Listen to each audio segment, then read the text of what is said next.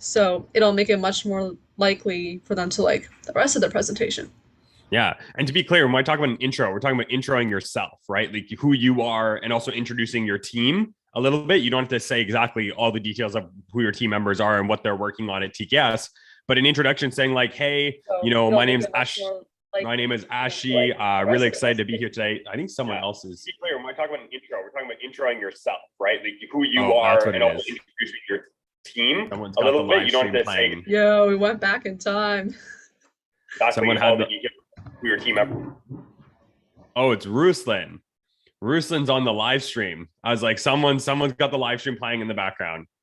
Anyways, okay. So what I was saying here is that introducing yourself allows the judges to know who you guys are because they've never met you before. They don't know who you are, where you're coming from, all these sorts of things. If you were doing a presentation anywhere else, you would want to give a little bit of background on yourself. You can talk obviously about your team as well, who your other teammates are, give them some credit as they worked on the presentation. But it also helps just sort of really easily sort of transition you into your presentation as well, right? So it's not like your intro should be like, hey, my name's Ahmed. This year, I've been really focusing on artificial intelligence applications as it relates to curing neurodegenerative diseases. I know it's not what you're doing, Ahmed. I'm just making this up. In my free time, I'm really interested in drones. I've actually created a company for industrial applications of drone usage. On my team is this person, and this person. Okay, good. Can I start now? Okay, presentation. That's not what you do, right? It's got to be smooth. It's got to be like, hey, my name's Ahmed. I'm really interested in artificial intelligence and its applications around neurodegenerative diseases. In my free time, I'm also building a drone company where we're actually using drones, automated drones for industrial purposes, and just really generally excited about entrepreneurship, which is why I was so excited to get to work on this project because this was one of the first times I got to think really big as it relates to starting a company as far as entrepreneurship. And on that note, the first thing I do want to talk about today is there you go. Now you're in your presentation. You totally transition without anybody even noticing it. And I'm sure you can see the stark difference because the first one where you kind of end it and you say, well, I'm going to get started, it makes it really obvious you're doing a presentation, where the second one just feels like a conversation. We want to make sure that when we're doing these types of presentations, we're being as conversational as we can, because that's a great way to make it kind of feel natural. Coda, do you have a question before you get started? So for the intro, would that be part of the 5 minutes or that would not be part of the 5 minutes? No. So Okay. once we've noticed that you're kind of actually doing the presentation, that's when we'll start the timing. I don't think Jenna's here, so she might repeat what I'm about to say, but we're not also going to stop you at 5 minutes. She'll actually just unmute herself and there'll be like some music in the background, kind of like the Oscars when they start playing music when it's time for you to get off stage. And so you'll know you're like, okay, I'm at 5 minutes and it won't be super loud. So you'll be able to kind of wrap things up. And I would make it a point of wrapping up the idea you're currently talking about, or if you really need to, express the last couple of ideas you need to express really quickly and wrap up the presentation. Again, with all that said, the live stream is now up and ready to go. Jenna threw the link in the chat here if you want to send it to any of your parents, any of your friends, I don't know, post it on your school board Slack group, get that live stream up into the thousands. You can do that if you want. I don't know. Maybe that's not a good idea. But given that our judges are not back right now, you guys probably still have another moment. If you need to last minute run to the bathroom, grab a snack. If you are kind of like practicing and you want to turn off your camera and practice, if you are the presenter, your pitch, that's cool too. And I'm assuming they'll be back here maybe in the next couple of minutes, and then we will get this party started. But until then, I'll put on some music. We can hang out, and we'll be ready to go real soon.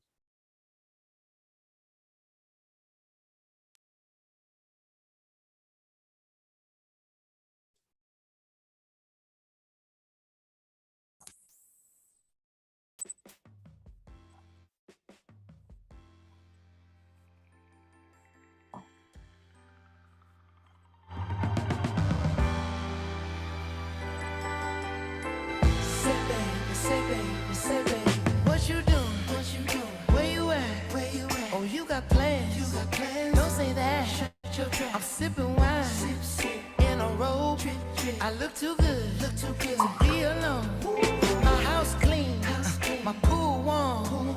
Just shake smooth like a newborn. We should be dancing, romancing in the east wing and the west wing of this mansion. What's happening? I ain't playing no games. Every word that I say is coming straight from the heart. So if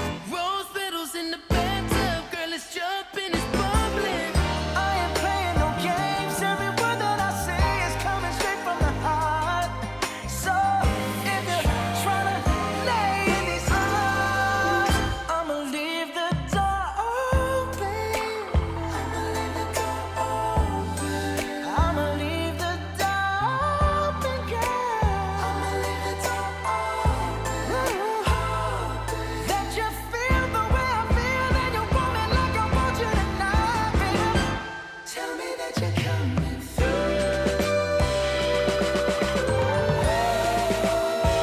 Come on, girl. La la la la la. I need you, baby. La la la la la la. I got to see you, baby. La la la la la la la. Girl, I'm trying to give you this. Hey, I'ma leave my door I'ma leave the door open, baby. I'ma leave my door open, girl. And I'm hoping that All right. So, as our judges are popping back in to the jam zone, just want to start off. I want to say a couple words, kind of to get you guys ready for your final part, your final big project as a part of our TCAS first year Innovate program. And I'm going to pass it off to Jenna. She's going to introduce our judges, and then you guys can finally get to the part that you really are interested in, which is getting these nerves out, getting these presentations done, and crushing it. So first off, for all of you guys presenting and all the teams you guys who have made it here today, worked so hard over the last 5 weeks. Me and Jenna definitely saw it.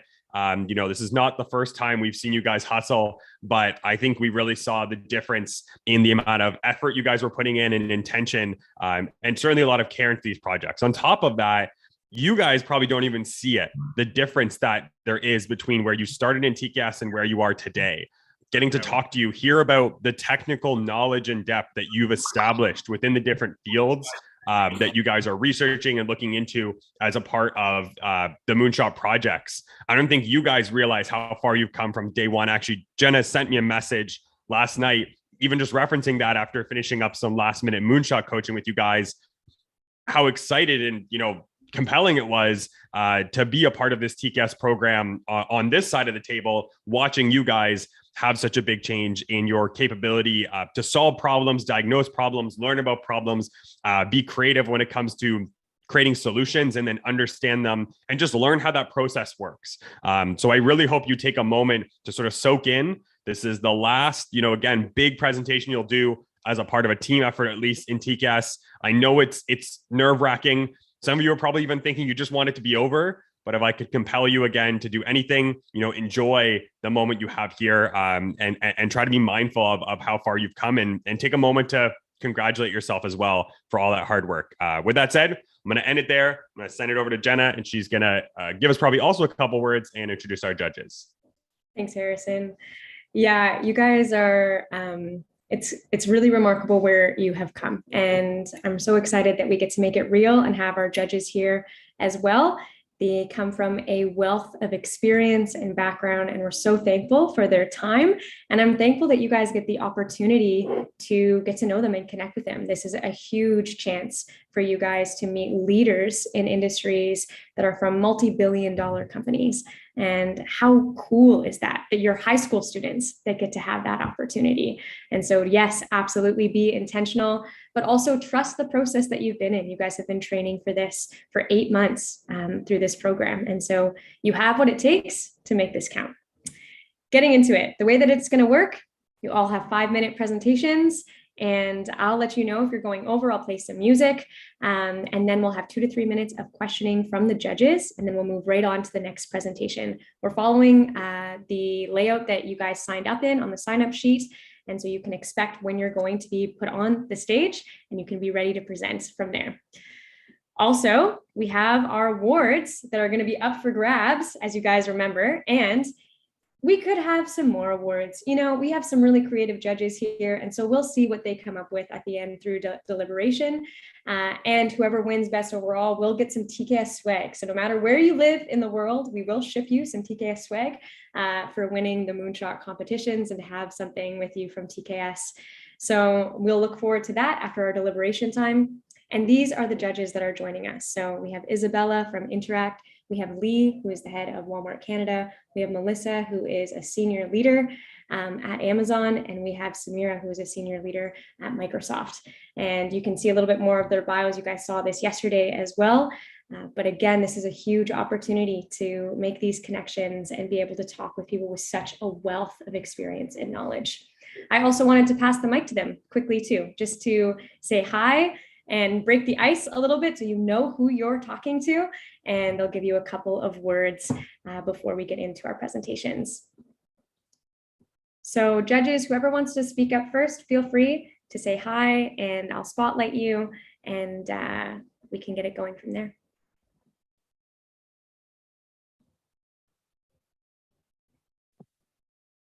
Sure, I'll jump in.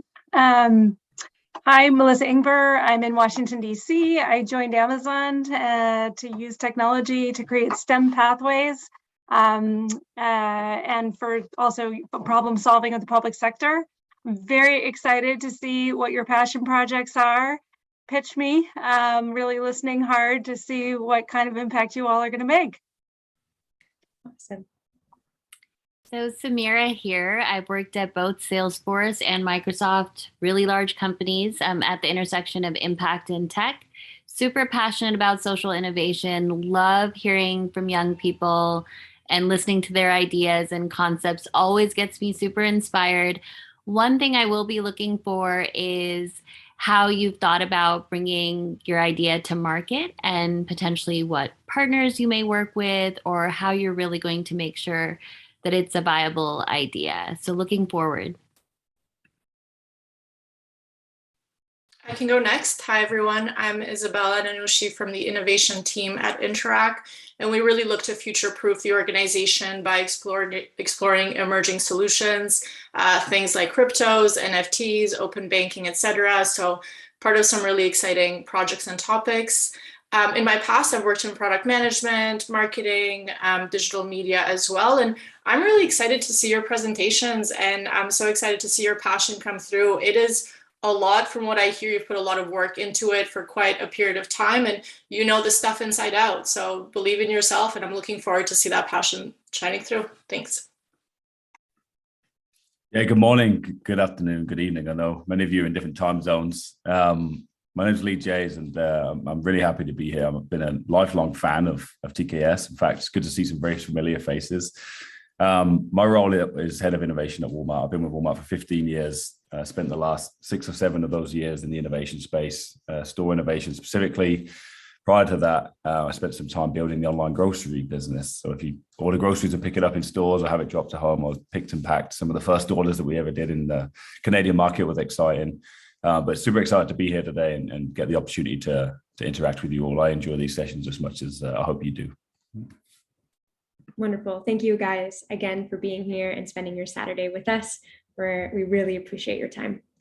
All right, let's get rolling. Our first team up, you guys know who you are. It's Coolidy, Sasha, Siona, Rochelle, Ashi. Who's presenting from your group? We'll spotlight you, and then we'll take the judges off the stage and give you the floor. Sasha, awesome. Sounds good. I'm pretty sure you're surprised, Jenna, that I'm presenting. No, I'm excited. I'm very excited. As well as I am.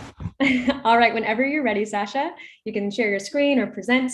The floor is yours. Okay. So I'll share my screen. Let me know if you see that. You can see my screen, right? Yes, we can see it. Looks good. Okay, so quick intro about me. My name is Sasha. I'm in the team with Siona, Rochelle, and Ashi. Wonderful team, by the way. So I'm really passionate about material science and sustainability. And through this year in TKS, I've been looking into programmable materials and mostly hydrogels. So I'm super happy that in this project, we could combine both of my passions, sustainability and material science. So I'm really excited to share it with you. But first, I'd like to say that it's already May, and I'm pretty sure that you're already excited for the upcoming summer, right? So I invite you to close your eyes and imagine that it's a hot day in the middle of the summer. You can feel the sun glaring against your skin and small beads of sweat traveling down your body. All you want is to get indoors and turn on the sweet relief, the air conditioner. But I have bad news for you. While an air conditioner is a sweet relief for you, it's a huge threat to our climate. And there are 2 reasons for it. The first one is that The first one is the leakage and the improper disposal of hydrofluorocarbons, which are really potent greenhouse gases and used as refrigerants in air conditioners. 1 kilogram of hydrofluorocarbons has the same impact as 3 tons of carbon dioxide, which is crazy. And the second reason is, of course, the usage of unsustainably produced electricity, because air conditioners account for almost 40% of all electricity demand in buildings. And all that leads us to almost 117 million metric tons of carbon dioxide emissions yearly.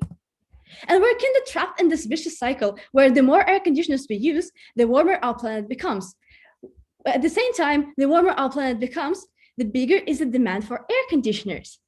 And just to show this to you in numbers, by 2050s, 10 air conditioners are projected to be purchased per 1 second.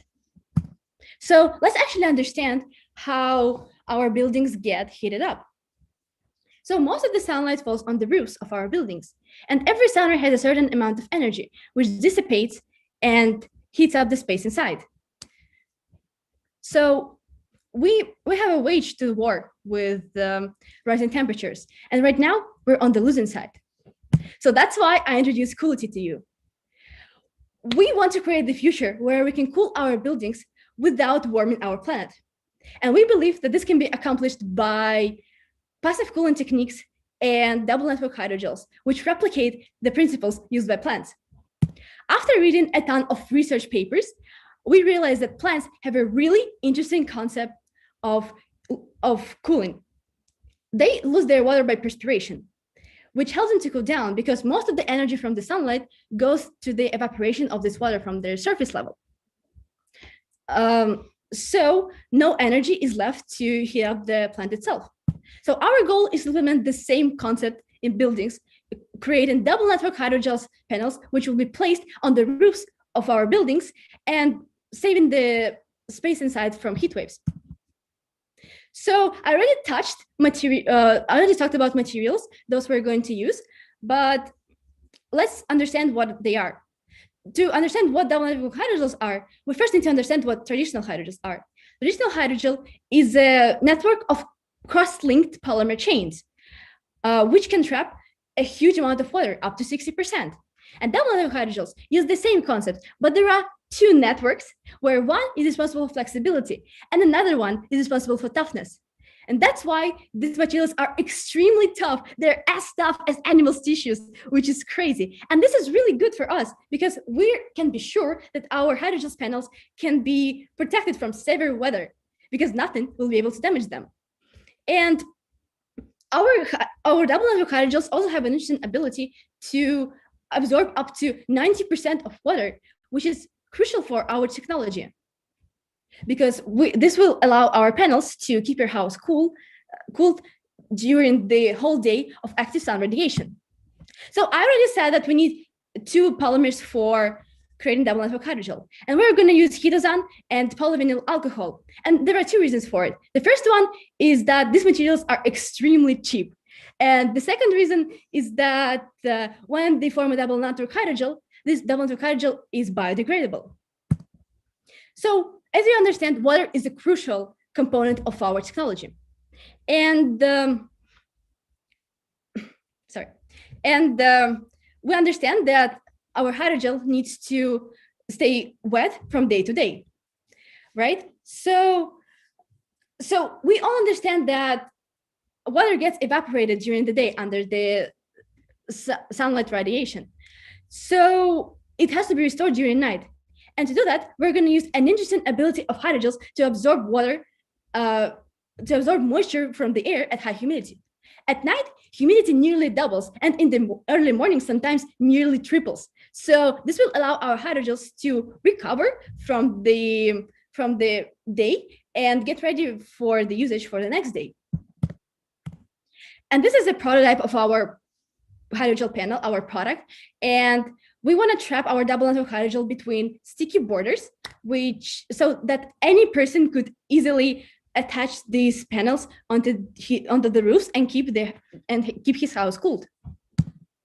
And these panels are going to be extremely cheap because the manufacturing cost per 1 square foot is only 12 cents. Remember that I said that ketazone and polyvinyl alcohol are really cheap?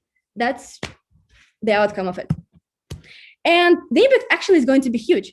While our panels will be as efficient in cooling as air conditioners are, they're going to reduce the energy usage by 35% and carbon emissions by 140 kilograms per household yearly. And we're not the only people who believe in the potential of this idea. We connected with the CTO of Google X, and he actually confirmed that cooling is really a huge problem, and our idea has a potential to solve it. So let's cool the world sustainably together with Coolidy. Thank you. Amazing. I'm giving you applause. Thank you, Sasha. You can stop sharing your screen whenever you're ready, and we're going to bring the judges up to ask you some questions. I know that was a long presentation. And what time is it for you right now? Because you're in Russia, right? Yeah, 9:30. Okay, so not too late, but still close to bedtime. So judges, we'll get you up on the stage, and whenever you're ready, you can ask your questions to Sasha about Coolidy. I can maybe get us started. So that was a great presentation, very visual, very interesting to listen to. So clearly a lot of thinking and hard work went behind that. The technology seems amazing, and there's certainly appeal there. Can you walk me a little bit through who you would sell this to, who your target audience is, commercial, residential, etc.?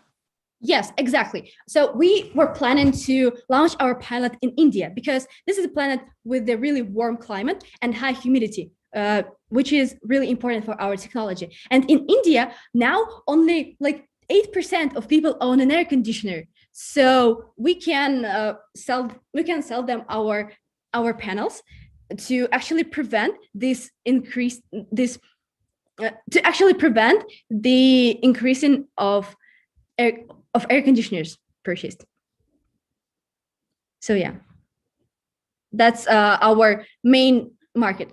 So yeah, we're planning to target places where air conditioners are not that widely used. So yeah, makes sense. Thank you.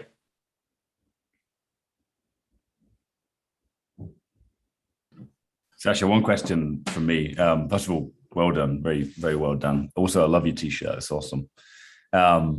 Second, one of the things that I think was interesting for me to think about was, did you come across any unintended consequences of the technology? So is there any negative impacts that you see of using such technology? Because I think you did an incredible job of sharing the potential possibilities of how it could help. But did you come across any risks as you were considering the solution? Yes, we were thinking of it, but we read lots of research papers, and there was not that many like drawbacks of this technology, not that many risks. I might see one risk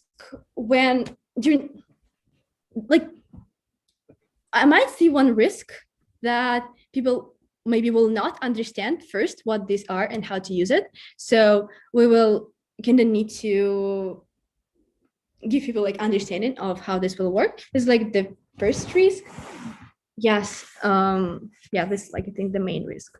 And like also that I think that some people might not trust this technology because it's really new and like moonshot. So yeah. I just wanted to add, it's only like a 5mm coating on top of the building's roof. So the main concerns are just around like installation and like how it works with the other systems of the building, but not really anything like crucial what would like stop this technology. So great job, Sasha and team. Super, super impressive. Very exciting. Two questions I have. One is just in terms of uptick and scale. And I think you partly answered that in your last response in saying that, people may be a little suspicious of it, but anything else you can think of as a barrier to adoption and scale is one. And then second, if there's any comparable technology or solutions that you either came up with or came across as you were sort of doing your product research. So what else might be in the market that's comparable and, equally as effective? Okay, so I will answer the second question first. So I know that of course, we will do a huge research in this area of cooling, and we So the heat pumps are zero carbon conditioners, but they're extremely expensive. So that's why, and actually you need to reconstruct the whole building to install the heat pump. So yes, this is one thing. And another thing, there are we came across like this green roofs and silicon provides like a really similar thing of coating it onto the roof. But of course, like there is also a problem with cost, and with that, silicon is not that, it doesn't last long, and it's not that tough as like our double network hydrogels. So yeah. Yes. Great. Sorry. Go ahead. No, go, Sienna. Oh, I was just going to add to the fact that like some other potential concerns that we could see if there's a rooftop space that is in use for, let's say, a rooftop garden and stuff, that may take away from the actual space to put these cooling pads. So, yes. Great. Just one question to you both. And I thought it was a terrific presentation. Love the Coolidy idea. In addition to sort of that competitor idea, I guess, what kind of partnership ideas do you have? Are there natural partners that would help you scale and market this, like in the hydration space or elsewhere? Have you thought about that? Honestly, we haven't thought that much about partnerships yet, but I think we can try to partner with maybe not government, but yeah, some heads in India, in these developing countries. Yes. To also kind of jump in, we kind of did a little bit of a cost analysis, and we would market this for around $183 for an entire like roof space. And let's say we found the average roof size was like 1,500 square feet.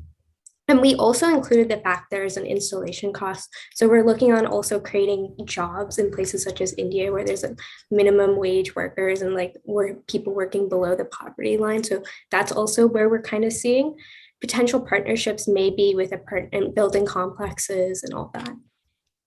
And just one last thing. If you're talking to like specific companies, I was just at the World AI Summit a couple of days ago, and I talked to this guy, and he was really interested in our idea. And he told me about these two companies, Tint and Conservation X, who both have this really, who are really interested in ideas that could reduce the energy usage, which is used in cooling. So they actually had like last week a global cooling challenge, and I think that's like a really good like potential area that we can look into partnerships with companies. Awesome. Thank you guys. Thank you judges for your questions. We're going to keep us on track. Thank you, Sasha, again, and team for that great idea. Next up is... Thanks for this opportunity. I would like to say thanks for this opportunity to present. Yes, absolutely. So good to hear from you, Sasha. Next up is Vi or Vey. You guys can correct me on how to say your company name, but it's Ashley, Melanie, Yojith, and Audrey's team. Who's presenting from you guys? Ashley, I see you on stage, so you're ready to take the floor whenever you are ready. Yes, all right. I'm just gonna share my screen.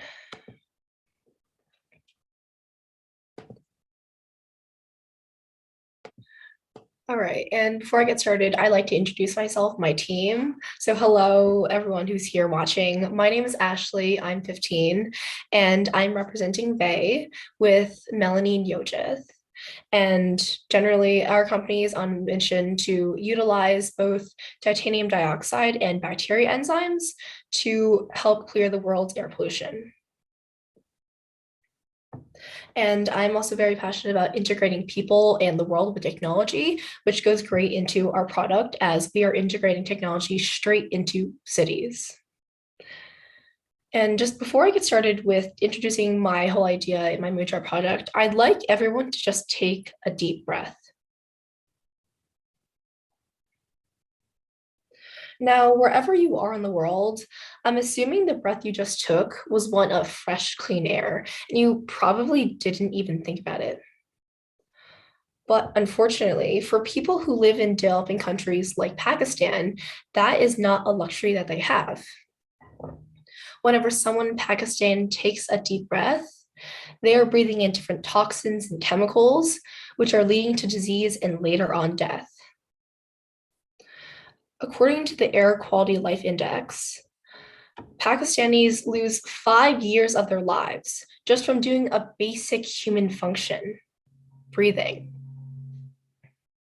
Now, I want you to imagine that you're wearing a pair of goggles and they're really fogged up.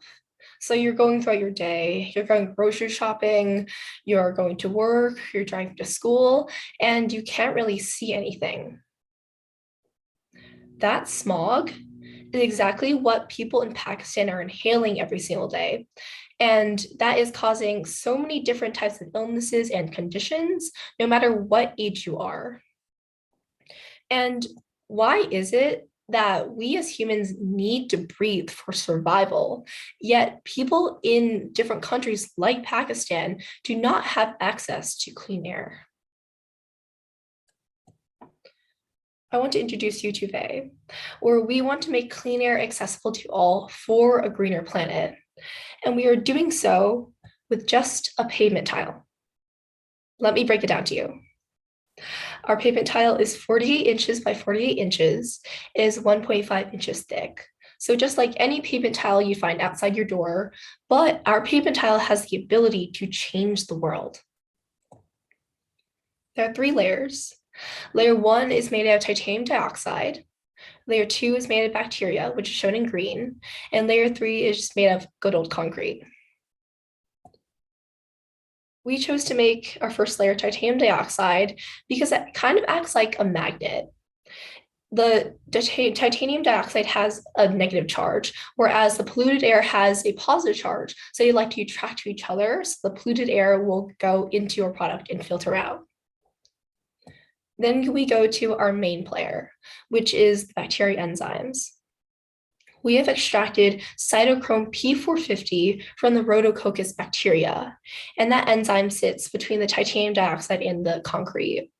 And it kind of serves like a cleaning solution, where once the air goes into the pavement tile from the titanium dioxide, it binds with oxygen and filters out with the cleaning solution from the catalyst, and then filters out of the concrete tile as water vapor. And our final layer is concrete.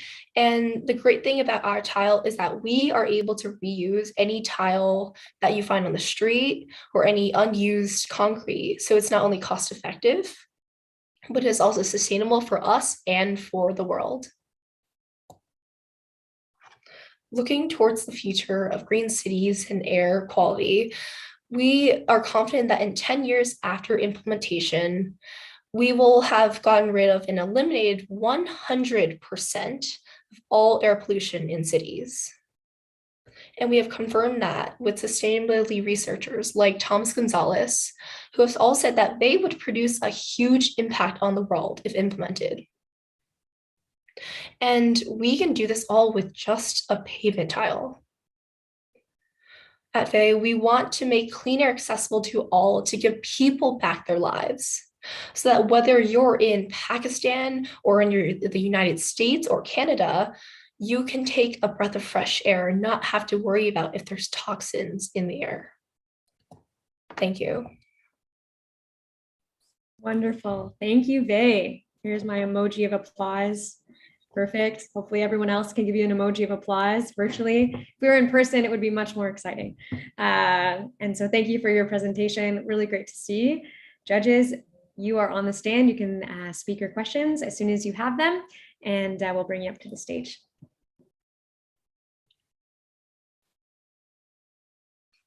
So Ashley, sorry, go ahead, Isabella. Okay, thank you. This is really fascinating. It actually, a great presentation. I really liked your opening, especially in how you targeted it to your judges and kind of where we were based in the world. So I thought that was really impactful. This is fascinating. I remember listening to a podcast a few months ago that was talking about how demand for concrete has gone up as urbanization increases, right? And therefore, the raw materials for concrete, sand being one of them, are not infinite, they're finite. So talk to me a little bit more about that sustainability angle that you mentioned and how you are able you're able to recycle existing concrete, how do you keep up with others having demand for what you need in order to produce your product? Of course. Great question, Isabella. Thank you so much for asking it. In terms of sustainability for concrete, a great thing about the fact that we're still maintaining the framework of a pavement tile is that we can take the pavement tiles that you find on the ground, like say in the sidewalk you walk to like work with, and we can use that, we can ground it up again, and we can reuse it and resize it to our needs. So we can reuse that. And when we partner with future companies in terms of like monetization, partnerships to get our product on the ground, we will be able to use their original pavement tiles with like the cement and all the materials and just reshape it and reuse that material. So there is really no demand in that region because it already exists.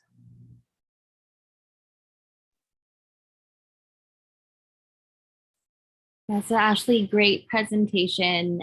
I actually have lived in Pakistan for 2 years, and one of the reasons I don't settle my young children there is just the air pollution. I don't go back there as frequently because of this reason. So even being exposed to it for a short duration is concerning to me. So the problem completely resonates with me. I do have a question around just cost of the production of these tiles and viability to actually sell these tiles to,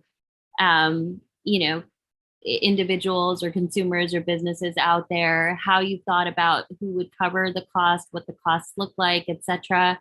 My experience in those countries has been generally that cost reduction tends to be a primary goal. Despite the amount of new construction taking place, it's not often done in the highest integrity way, especially as you think about planetary goals. So just curious about the cost piece of it.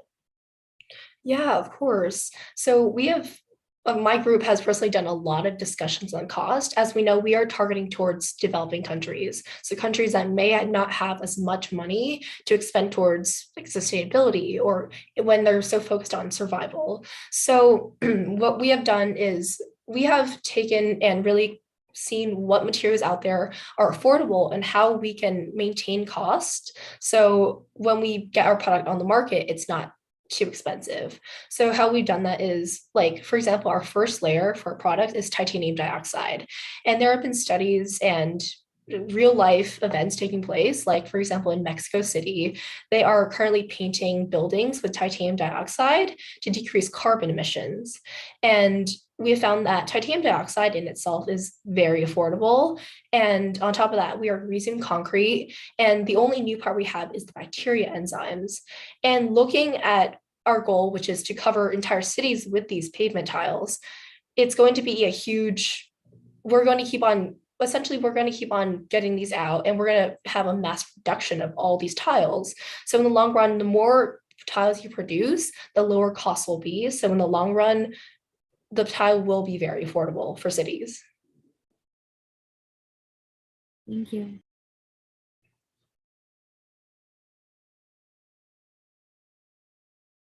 Wonderful. Any other questions from the judges before we move on? I have a quick one. Does it need to be tiles? Are you locked into that shape? No, absolutely not, actually. We decided to do that because we were thinking of what are some similarities that all cities have, and what is most involved, but also not as involved with the people. And what we noticed from, like, I have one of my partners actually lives in New York, and the other one also lives in a major Canadian city. And we noticed that all of these cities, and even in developing cities like Pakistan, have pavement tiles because people need to walk, they need to travel to different places around the city. And so we decided, what is a great place to have some amount of surface area to be able to add innovation to? And we decided pavement tiles would be the perfect way to do that because they already exist in the city, so why not innovate on them? But our technology itself can be used in many different ways. Like in the future, we could add them to concrete blocks when we're building houses. So the houses also have air purification and so much more. So we can continue with our vision of cleaner accessibility to everyone. Wonderful. So, yeah. One quick question then, since your target is cities, then in addition to individual consumers, have you thought about how to pitch mayors on this as like a city rebuild for massive scaling? Yeah, so we actually have three main markets. One would be like the carbon emission market of governments. One would be like private companies. And then one would also be just major government entities. So carbon markets, like they exist all over the world. As we are a company that does get rid of air pollution, we are able to delegate with other private companies and governments and go through the carbon market and make money that way. In addition to that, we can also work with governments like in Pakistan or in the US, where we can develop partnerships with them and be able to implement these tiles and develop more sustainable options for the city and for the people. And for private companies, they own their own private land. So we can go straight to them, like say we go to Google, where they have a lot of land in workplace in some sort of city like India. And we can ask them if we can develop a partnership where we start the sustainability project and implement our tiles onto their land. So we have just meet three main markets to make money and form partnerships. Awesome, thank you. We're going to keep moving along. And so thank you again, Ashley. Great questions, judges. If you have any other questions, you can also DM Ashley. I'm sure she'll be happy to answer them as well as if you think of anything. All right, next team is Clean Bean. So we've got Juki, Ruhi, Maria, Apurva, and Aditi. Maria, are you doing the presentation? Actually, Ruhi is going to be doing it. Ruhi, okay, perfect. Awesome. Ruhi, we'll bring you to the stage. Yes, we can see. Okay. Perfect. So, hi, my name is Ruhi. I've been very passionate about the alternative energy space for the past 7 to 8 months, and me and my team are so excited to present our idea to you guys. So for the first image, look at this image for a short while. If you look at this image, most people probably see it their favorite morning drink. But what I see is a missed opportunity. Not only that, but they also see a problem. What you just saw in the last slide is actually contributing 23 million tons of coffee ground waste each year. These used coffee grounds are also contributing to 22.5 million tons of methane each year. This is a problem because it's contributing to one of the biggest problems the world's facing right now, climate change. But this is where Clean Bean comes in. At Clean Bean, our mission is to clean the earth by optimizing coffee waste and creating biofuel, so no waste is wasted.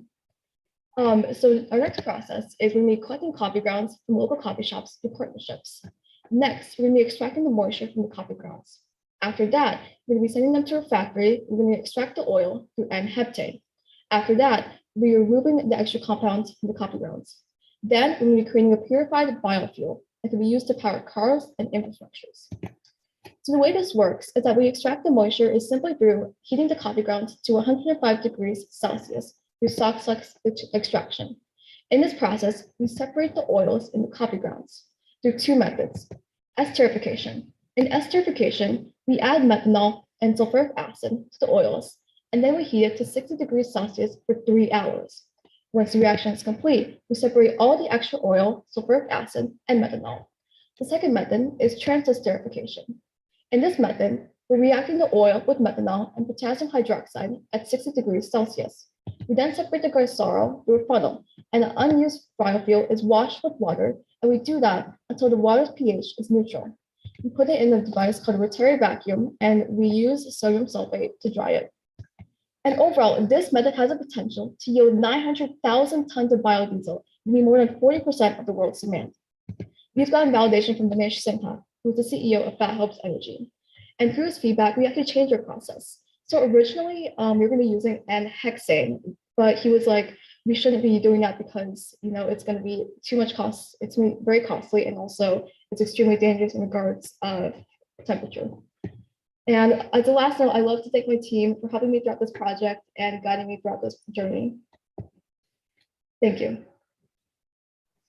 Awesome. Thank you, Ruhi. You got lots of shout outs from your team in the chat. I'm sure they're very proud of you for doing this.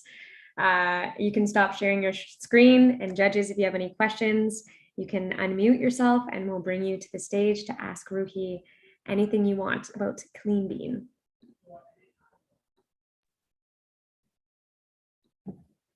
A great presentation. I have a question regarding just the actual collection of sort of the beans and how the conversion will take place. And it's probably just my lack of awareness and ignorance around just biofuel at large. So I guess, how are you collecting these, beans for reusage, and then how does the process look like, basically the flow?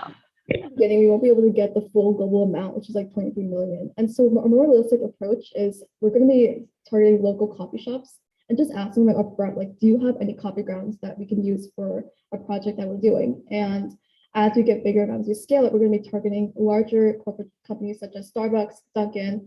And through this process, we kind of realized that, it's hard to collect all the coffee grounds in the world. And we're going to be kind of doing this in a way where, like, it's a German trash collection where we pay someone a little amount and then we give some of them back to them. And, in this process, not only are we eliminating the methane in the air, but we're also creating it as a biofuel so that no other waste is created. Any other Another thing that we found was that a lot of coffee shops and like just restaurants in general, they paid to get their trash removed. And we're basically taking their trash. So all we have to do is basically approach them and talk to them about our idea.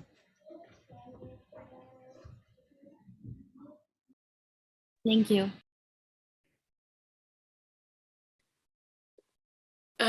I'd love to hear more.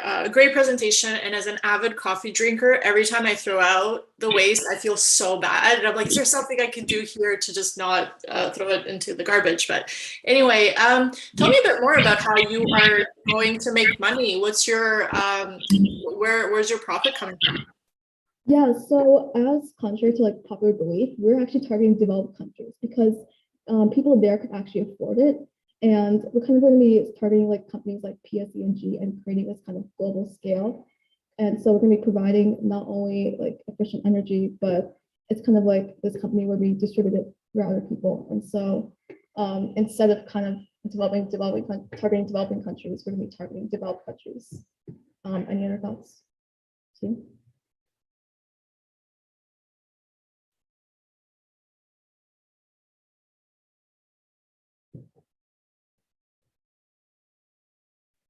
That's all I have. Perfect, thank you.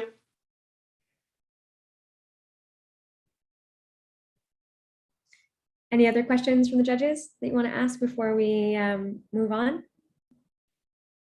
All right, thank you so much, Ruby. Really appreciated hearing about that, and hopefully we can all use our coffee bean grounds a little bit better. So appreciate it. Awesome. Up next, we have Quad Care. Oh, no, not Quad Care. We have HM3. So we're actually going to have Coda's team. So Coda, Ahmed, Ruslan, Irhan. Hey, Jenna, sorry about that. I wanted to add one small thing to Isabella's statement. So we're also seeing if we could actually take the coffee grounds and convert it into an artificial wood substitute. So we were planning on using a furniture approach, which could also be a good money-making source in this scenario. Because we talked to a few people and they said, yeah, it'll work. It'll probably work. So right. So you have some other alternative things for the future, possibly for scale. So thanks for adding that, Apurva. Okay. Thank you. Moving on.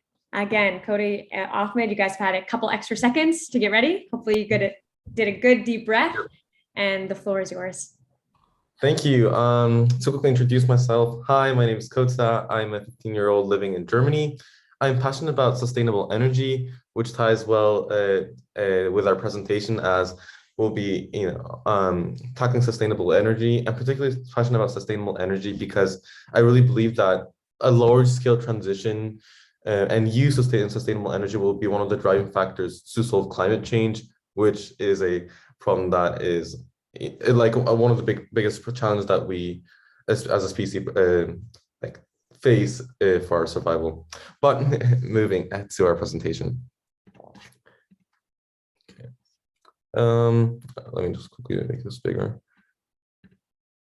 Is everyone able to see my presentation? Yeah, looks great. Okay, perfect. I'll start. 772,000 years ago, the first humans discovered how to create fire. Oh, sorry. Wait. Oh, there we go. And 170 years ago, we drilled the first oil well. And 70 years ago, we built the first nuclear power plant. And now we're on the brink of a new energy revolution. Fusion energy has the potential to generate inexhaustible amounts of energy. And with this inexhaustible amounts of energy, we can harness the energy-intensive process of, for example, desalination to provide millions with clean drinking water. But the problem with fusion energy is that the fuels used in a fusion reactor are often problematic. For example, deuterium and tritium produced radioactive waste are inefficient. Introducing our new clean source of energy, helium-3. Helium-3 is a clean source of energy that does not produce any radioactive waste and also don't release any fast neutrons, making it an efficient fuel to use in a fusion reactor. But the problem is helium-3 is found sparsely on Earth, leaving us with no other option but to mine it on the moon. Specifically, helium-3 is found on the darker side of the moon, which is a problem because we'll most likely be landing on the brighter side of the moon as it is easier, which means that each time a rover wants to unload their collected helium-3 from the darker side of the moon to the brighter side of the moon, they would have to travel vast distances across the moon, which is a problem to the productivity of our operation, indicating a clear need for a fast, specialized transportation vehicle. However, current vehicles are completely inadequate. Rovers, for example, due to the direct contact with the rough lunar terrain, are limited to the speed at which they can travel at, and drones are rendered useless as they are unable to fly due to the near to zero atmosphere. After 4 weeks of research, collaboration with experts, and validation, we introduce you to an innovative vehicle that reimagines lunar transportation, the SB1. The SB1 is our fast specialized transportation vehicle that will transport helium-3 from the landing site, from the excavation site to the landing site and vice versa. As sustained flight will be an ineffective use of energy, the SB1 will hop on the moon using ion thrusters. Here is our product at a glance. Here's the interior. We'll be going over the components in more detail later. We also wanted to add that the ion thrusters will be powered using a nuclear reactor. And we've also made sure to add sensors and cameras to the SB1 so that they can measure and estimate the altitude of the vehicle. And we've also added a orbital maneuvering system that will allow the vehicle to make mid-flight adjustments to its movements. Now, to even allow the SB1 to even function on the moon, there are many obstacles that we have to overcome. To overcome the extreme temperatures on the moon, the vehicle is equipped with a nuclear-powered radiator. We're also going to use the heat of fusion, the heat absorbed or released during a solid to liquid phase change to regulate the inner temperature of the vehicle. We also have multi-layer insulation that will provide further thermal insulation and also as well thermal radiation transfer. To combat the cosmic radiation on the moon, our inner circuits are triple module redundant. What that means is that we have 3 copies of each circuit that's powering the instrument, so that even if one circuit becomes faulty due to radiation, we have 2 other circuits to rely on. The exterior of our vehicle is also made out of a combination of aluminum alloys, titanium, and Teflon to resist the cosmic radiation. We wanted to highlight that our market that we're targeting is highly lucrative. It is estimated that a ton of helium-3 is of value of between 1 to 2 billion USD dollars. We also talked to a variety of experts, and they agreed that the hopping of a transportation vehicle is an effective use of fuel, and it's also an effective method to transport helium across the moon. At the end, we wanted to conclude that HM3, a company, will aim to meet the globe's demand for helium-3 to provide the entire world with cheap, sustainable energy. Thank you. Wonderful. I'm hearing echoes of applause across the virtual landscape. Coda, thank you so much for your presentation. And we'll move the judges onto the stage, and you guys are free to ask Coda any questions, any curiosity you have about HM3. Coda, this is super, super awesome. Something I could have never thought about. So exciting and inspiring. How many years out do you think or feel like this would be a viable business proposition or model? Is it near term? Is it more medium, long term? Just some thinking around that would be awesome. We estimate that it would take around approximately anywhere between 8 to 15 years. We're estimating more like 10 years that will take until our solution will become a reality. Just because first, a lot of like rovers. I mean, the moon is a really far place, and we're simply a small part of the entire supply chain. We're not responsible for the transportation of all the equipment and also the storage facilities. We focused on simply transporting helium-3 within the moon, and therefore in order for the other components within the supply chain to get helium-3 to be set up, we estimate our solution will be a reality in 10 years. Thank you.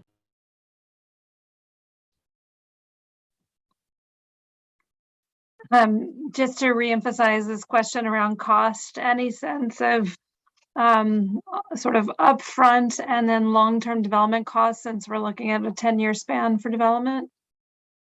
Yep. So a lot of the information that we found we've tried to find, a lot of it is like confidential, so we couldn't find any like exact data. However, as a reference, for example, a typical Mars rover developed by NASA would cost around $80 million USD, which but that in that case that was a rover, which in this case we're creating something a bit different. So we're not entirely sure on the exact specific cost, but we estimate that would be a reference that we could consider to look at. And also another thing to point out is because we're focusing on the transportation of helium-3, we'll be partnering with companies, for example, Honeybee Robotics, that will be actually manufacturing these mining rovers. So those costs to develop the mining rovers will be covered by them.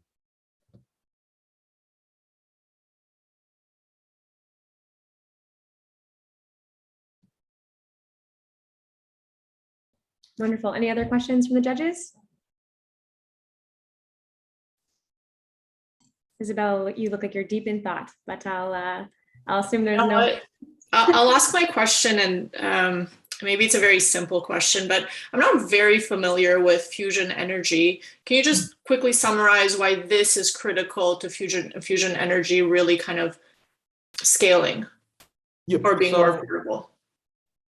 So fusion energy uses a fusion reaction and the energy released from that fusion reaction to generate electricity. But you can use a variety of different fuels to use to power that fusion reaction. In this presentation, I specifically mentioned deuterium and tritium, but in deuterium and tritium, the products of the reaction include a fast neutron, which is difficult to contain and therefore is an inefficient fuel to use in a fusion reaction. And they also produce radioactive waste, and therefore it's not a clean source of energy. And it takes like additional costs to also store that radioactive waste, making, for example, helium-3 a source of fuel that does not release any radioactive waste and also not release a fast neutron, a clean and efficient fuel to use. And that's where HM3, our company, is increasing the productivity of the mining process of helium-3 on the moon. Awesome. Thanks for summarizing that. I know it's a very complex topic, not easy to summarize in like a minute. Thanks. Oh. Wonderful. Yeah, well done, Coda. And thank you again for the great questions. Very interesting idea, very moonshot. And up next for our groups is Quad Care. And so we have Rashay, Musa, Surya, Jamie, and Nikash's team. I think who's presenting from you guys? Is it Rashay? Perfect. Yeah, I'm presenting. Wonderful. Great. Well, we'll get Rashay on the stage. And thank you again for taking the time to show us your idea. Okay. Can you guys see my screen? Yeah. All right. So hi, my name is Rashay Gupta. This is my team, Musa, Nikash, Surya, and Jamie. I'm in 9th grade, and our project is Project Quad Care. So actually, I wanted to start off by talking about a story. It's about my dad's grandma, and I don't want to make this too long, but basically she used to live in this rural part of India known as Rishikesh, and she hit her head on. This is a really long time ago, but she hit her head on the bathroom tile, and since there's a lot of hills and transportation to that area is very hard, ambulances that had to get to her took too long, so she died there on the spot.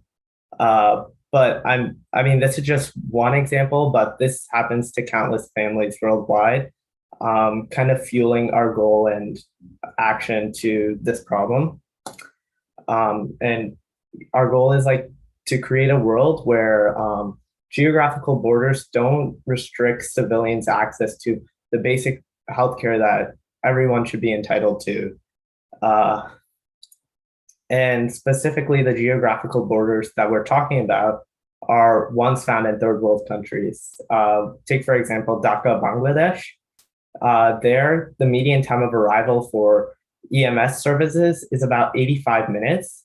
And this, along with severe illnesses, some causing permanent damage or death in a matter of minutes, poses an extreme safety risk to members in this community. So, yeah. And our solution aims to target this by utilizing autonomous drones to deliver life-saving medical devices to people who are too far from hospitals or ambulances. More specifically, this is our drone, and these are the mock-ups for our drone. And basically, it's 5-foot wingspan and custom carbon fiber blades provide the thrust to bring basically most primary aid devices, and it helps propel our system to 100 kilometers an hour, which provides serious benefit over the slower arrival times of other ambulances.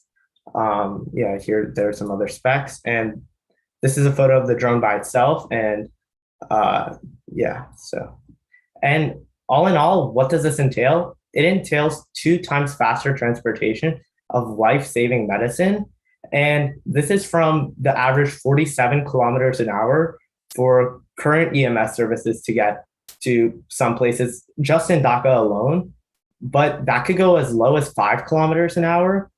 And this, along with our global positioning system, creating more efficient ways, can boost our system to over 10 times faster speeds than current EM services. So, oh, why is this? Oh yeah, it's I don't know. So let's run you through an example scenario of our drone. So as you can see here, this woman is in critical need of primary aid, and members, loved ones around her, civilians, would call emergency service numbers, alerting dispatchers to release our drones fit for reaching some of these more rural or hard to reach places.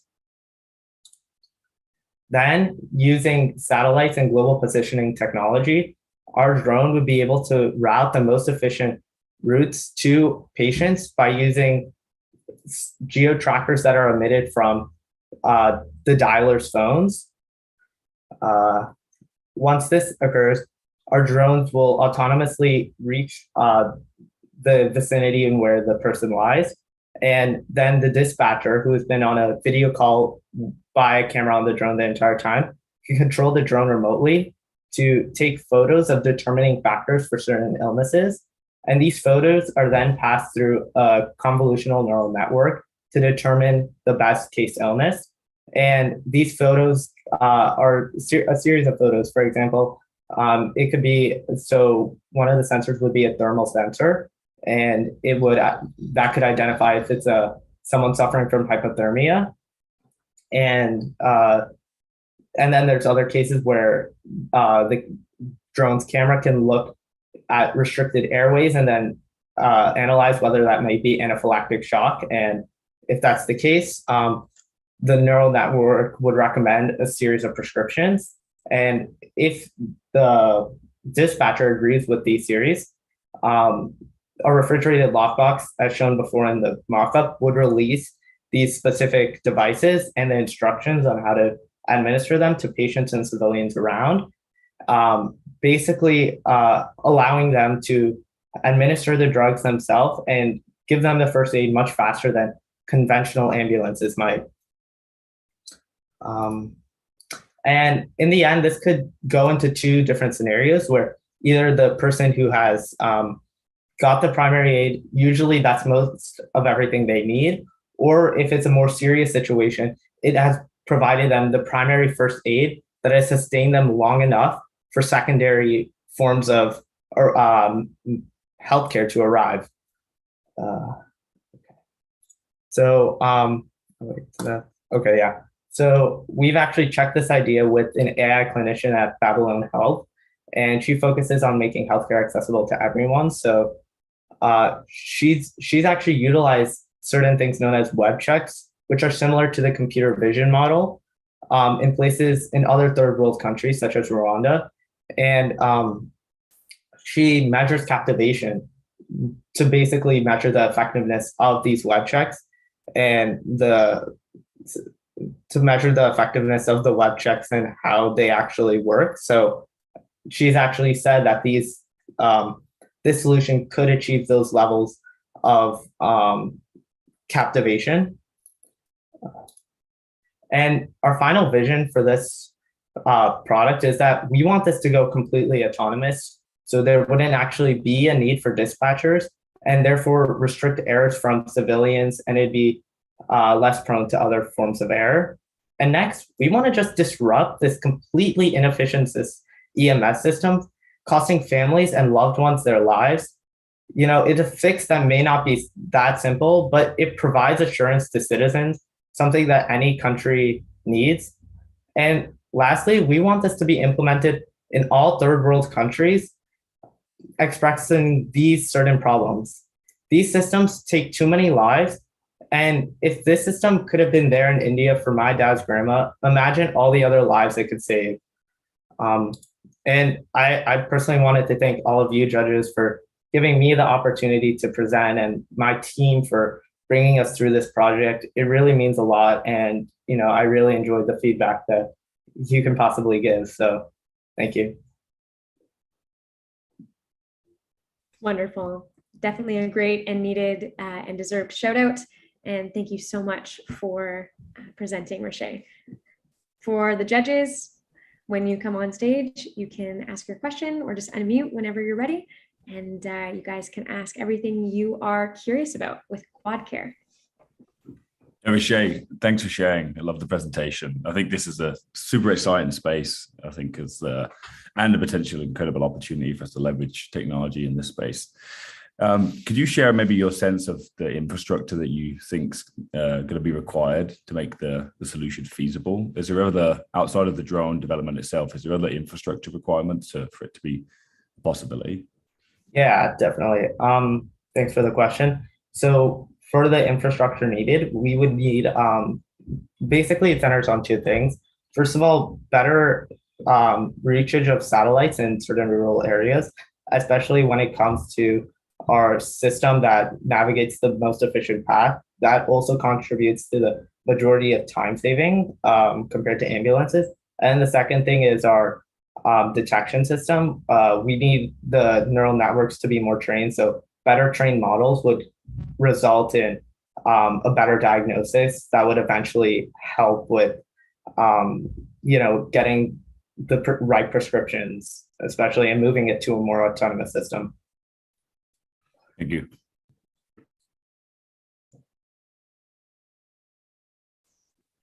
Roche, Go for it. Sure. Roche, terrific presentation. And just to say, I've worked on some similar drone products as well for sampling with Ebola and other use cases, as well as with cloud-based EMS. And it's a terrific presentation. I guess just more so in addition to the infrastructure, excuse me, we thought about the training needed. How would you create that knowledge base around how to utilize the drone models with the delivery of substances or retrieving of substances for medical professionals using them? Yeah, so basically for the training of the models, that kind of speaks to the partnerships at least, because there's definitely a lot of startups and hospitals utilizing computer vision based models. I think that's what you're talking about, the computer based vision model. Yeah. So for detecting illnesses, even our validator, Amber, she's used computer based web checks in Rwanda. So that speaks to the ability that there's already a lot of people developing these models, especially when it comes to detecting illnesses. And also we would, since it's convolutional, it'd be constantly like relearning, not relearning, but learning. And even the dispatcher can like approve whether the drone got the diagnosis right in certain scenarios. So it's a constant development of other people who are also working with the same models and the drone itself. Can I just jump in for a second? I'm also on Rashay's team. So like another thing is that we're going to be constantly gathering more data as we send more drones out. So like kind of adding what Rashay was talking about and how our algorithm is going to improve over time. We're going to be constantly gathering data and getting validation on whether what the drone's decision was correct. And from that, we're going to be able to improve our algorithm as like time goes on. That's kind of our vision in that sense. Thanks, Akash. So Rashay, awesome presentation. Very familiar with the challenges of living in mountainous regions in South Asia. So it's a really, really important problem from a healthcare perspective, as well as other perspectives as well, in any sort of mountainous region or hard to reach region. Question for you is more around similar to the question that Melissa asked. With regards to training, do you see this being in the hands of like community health workers eventually, or who is the actual entity agent on the ground that is actually responsible for the delivery, and who is being trained so that this is indeed like a scalable model? Yeah, so at least for the targeting, we're targeting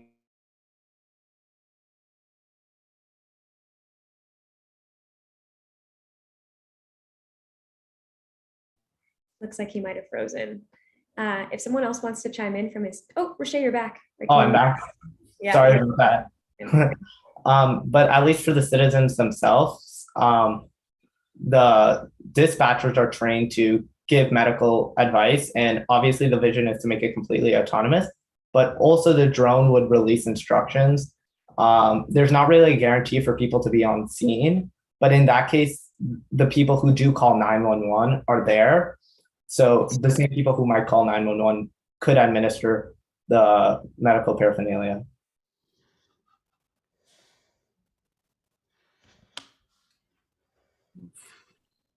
Wonderful. Any last questions? Okay. Well, QuadCare, thank you so much. Very, very interesting. Really great job. Great discussion with the judges as well. All right, guys, we are into our last two teams of this presentation time. I can see the judges' brains already kind of steaming with all these different ideas that they're trying to wrap their heads around. Two more to go. And so I'm going to invite our next team, Poseidon, onto the stage. And I believe, is it Liba? Are you presenting? And do you need Sharana as well to be spotlighted so that she can share? Please. Perfect. Wonderful. Hi everyone, I'm Liba. A little fun fact before we start, we actually had to cut our presentation in half because we went too technically deep. So we highly encourage you guys to ask as many questions as you want because we're ready to answer them. So we all know dolphins to be fun-loving creatures, right? But they actually have an evil side. Did you know that sometimes they scare pufferfish so they blow up and that they play with them like volleyballs until they die? That was really creepy to me. That made me never want to see them again. Well, with 1 degree Celsius warmer ocean temperatures and 10 years left to go, I won't be able to, even if I want to. That's because that's it. That's the beginning of the end. That's when climate change will become terminal, irreversibly harming the Earth. Unless we do something. Introducing Poseidon, the company that leverages coral reefs to continue stabilizing and adapting the oceans to climate change. Our vision is to restore the ocean's natural ability to sink up to 80% of carbon emissions per year. We emit a whooping 47 billion tons of carbon dioxide annually. Now, the ocean, it's been absorbing up to 80% of these emissions. Because of the ocean's natural carbon sinking abilities, our world is not covered in carbon dioxide and we have enough oxygen to breathe. The ocean is able to do the heavy lifting because of coral reefs. Coral reefs are the keystone to making sure that the oceanic process, it stays efficient. Let's start with some background knowledge. So first, I'll start off by explaining the carbon cycle. The carbon cycle begins with carbon dioxide being absorbed by the ocean and then being diffused to the upper portion of the ocean. Then the carbon gets cycled into the food chain as organisms start consuming other organisms. The carbon that exists inside a marine ecosystem is known as blue carbon. Coral reef ecosystems run the carbon cycle. That's because 25% of marine life depends on coral reefs. And that 25% are mainly the ecosystems in which blue carbon circulates to then get sedimented. So if coral die, these systems are put in jeopardy and the carbon cycle loses efficiency. That means that the ocean's ability to sink these massive amounts of CO2 weakens and the effects of climate change get way worse. However, coral reefs are now dying and very, very fast. In fact, since 1950, 50% of all coral have died, and 33% of the coral that upholds the carbon cycle are in threat of dying or are dying. Coral reef are dying because of two reasons: ocean acidification and rising temperatures. I'll start off with how ocean acidification works, but to be more specific, ocean buffering. As the ocean absorbs carbon dioxide, it dissolves into the water and creates carbonic acid. Now, carbonic acid breaks apart into different bits, but the most important is hydrogen. That's because hydrogen increases the acidity of the seawater as it lowers the pH. The ocean naturally buffers this acidity with carbonate ions because they're alkaline or they have a high pH. Carbonate ions bond with hydrogen ions to neutralize the pH. But right now, natural ocean buffering is not enough. We've been pumping out more CO2 than the ocean has been able to adapt to. And since global warming gets more prevalent and warmer waters speed up the chemical reactions, so it breaks apart and produces more hydrogen atoms than carbonate ions are available. Coral reefs happen to be especially sensitive to acidity. This leads me into the next reason why coral are dying: rising temperatures. There's another natural process that exists in the ocean, and that's DMS, also known as dimethyl sulfide emissions, and they come from organisms like coral. DMS creates a thin layer on the surface of the ocean, and then the wind picks up the aerosol-like particles, and these particles, they collect water vapor to create clouds. These clouds reflect sunlight and cool the climate where they are. However, because so much coral is dying, they're unable to help provide the necessary cover, putting themselves and other organisms at harm. Coral are also especially sensitive to even slightly warmer temperatures, which leads to coral bleaching. Since we're going to tackle both of these, we plan to do so with the two-step concurrent solution. One, using alkaline-inducing artificial coral, and two, geoengineering DMS cloud covers. We chose two chemicals, magnesium hydroxide and forestierite. They are not harmful to sea creatures and they're very alkaline, meaning that they will reduce acidity. Ocean alkalization exists as sprinkling chemicals, but there's issues such as visual impairments or poor control with it. We bypass such issues by putting the chemicals into artificial reef structures that would leach the chemicals at a rate that we can control. However, we ran into another issue. Making these artificial coral reefs are not easy, but thankfully, we established a partnership with a company called Reefball. They've spent over 33 years with artificial corals, and they're going to help us figure out the logistics for the structures based on the specific conditions of the locations that we choose in our deployment plan. To tackle rising temperatures, we're going to geoengineer cloud covers. Geoengineering clouds is also a concept that exists, but it's only been done with saltwater sprays. We took this concept, but decided to use DMS instead because we know from recent research that DMS has actually been successfully seeding most of the clouds that reside over the ocean. We always want to kickstart the natural processes, not replace them. After we successfully pass our trial and error stage, Poseidon will be officially deployed, starting with the Great Barrier Reef. The Great Barrier Reef, it's able to absorb 1.8 billion tons of carbon dioxide, but the Great Barrier Reef has been facing record-breaking coral death and bleaching rates in the last few decades. Depending on the cloud conditions of each area, we periodically take a ship, a drone, or a different dispension option, like the one on the left, to spray or drizzle DMS over the region where coral is damaged and unable to cool down their environment. With our alkaline-inducing artificial coral and geoengineered clouds, we will alleviate climate change by fueling the underwater carbon process. Poseidon's natural technology is here to ensure our planet will thrive and improve for future generations to come. Here is our team. Thank you. Wow, wonderful. You said you had to cut your presentation in half, Liba? Wow, Yeah. that would have been a lot of information that you guys went through. I can tell there was a lot of research and good work that went into this. Wonderful. Thank you guys so much for that presentation. We're going to bring the judges up. Judges, you know what to do.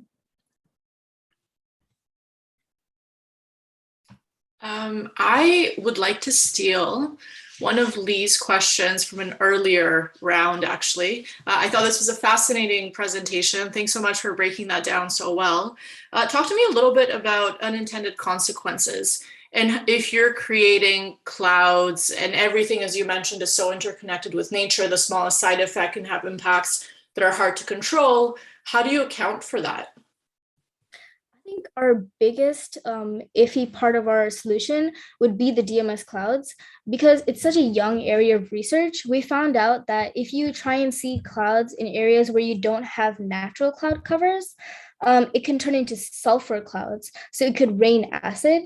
So we would intentionally choose the locations in our deployment plan that have natural cloud covers, or where coral has been existing and already putting out these DMS covers. So we know that it works and that it would be stable with the environment. But yeah, this needs more research.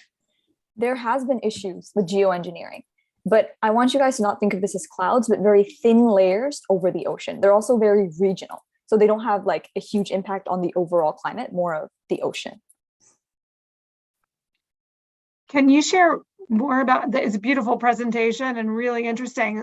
Talk more about your target market then. You know, who is really going to be looking at populating with the clouds and coral in that way? Is it countries? Is it, you know, oceanographers? Like who are your prime suspects? John V, do you want to jump in? We actually have slides for this. Is it okay if we reshare? Jenna, can you add John V to Spotlight if that's possible? Yeah, I will. So you know how we had to cut down our presentation? We just kept the slides in case you guys would ask questions about it. Yeah, here it is. So the first type of, I guess, like companies that would want to invest in us is companies like airline companies that cannot change the amount of carbon they emit. So they'll be doing carbon offsetting. They'll be investing in us to remove the carbon for them. Also, and more specific, we were going to possibly get investment from Frontier. So their goal is to spend $1 billion on carbon removal technology or companies in general. And we exceed many of their criterias in companies they want to invest in. So for example, the bare minimum of carbon they want to remove from a company is 0.5 gigatons. In our first location itself, we do 4 times of that. So we have a good idea that companies would want to do offsetting in us, but this investment from Frontier is more of an additional idea. Okay, you already explained carbon offsets.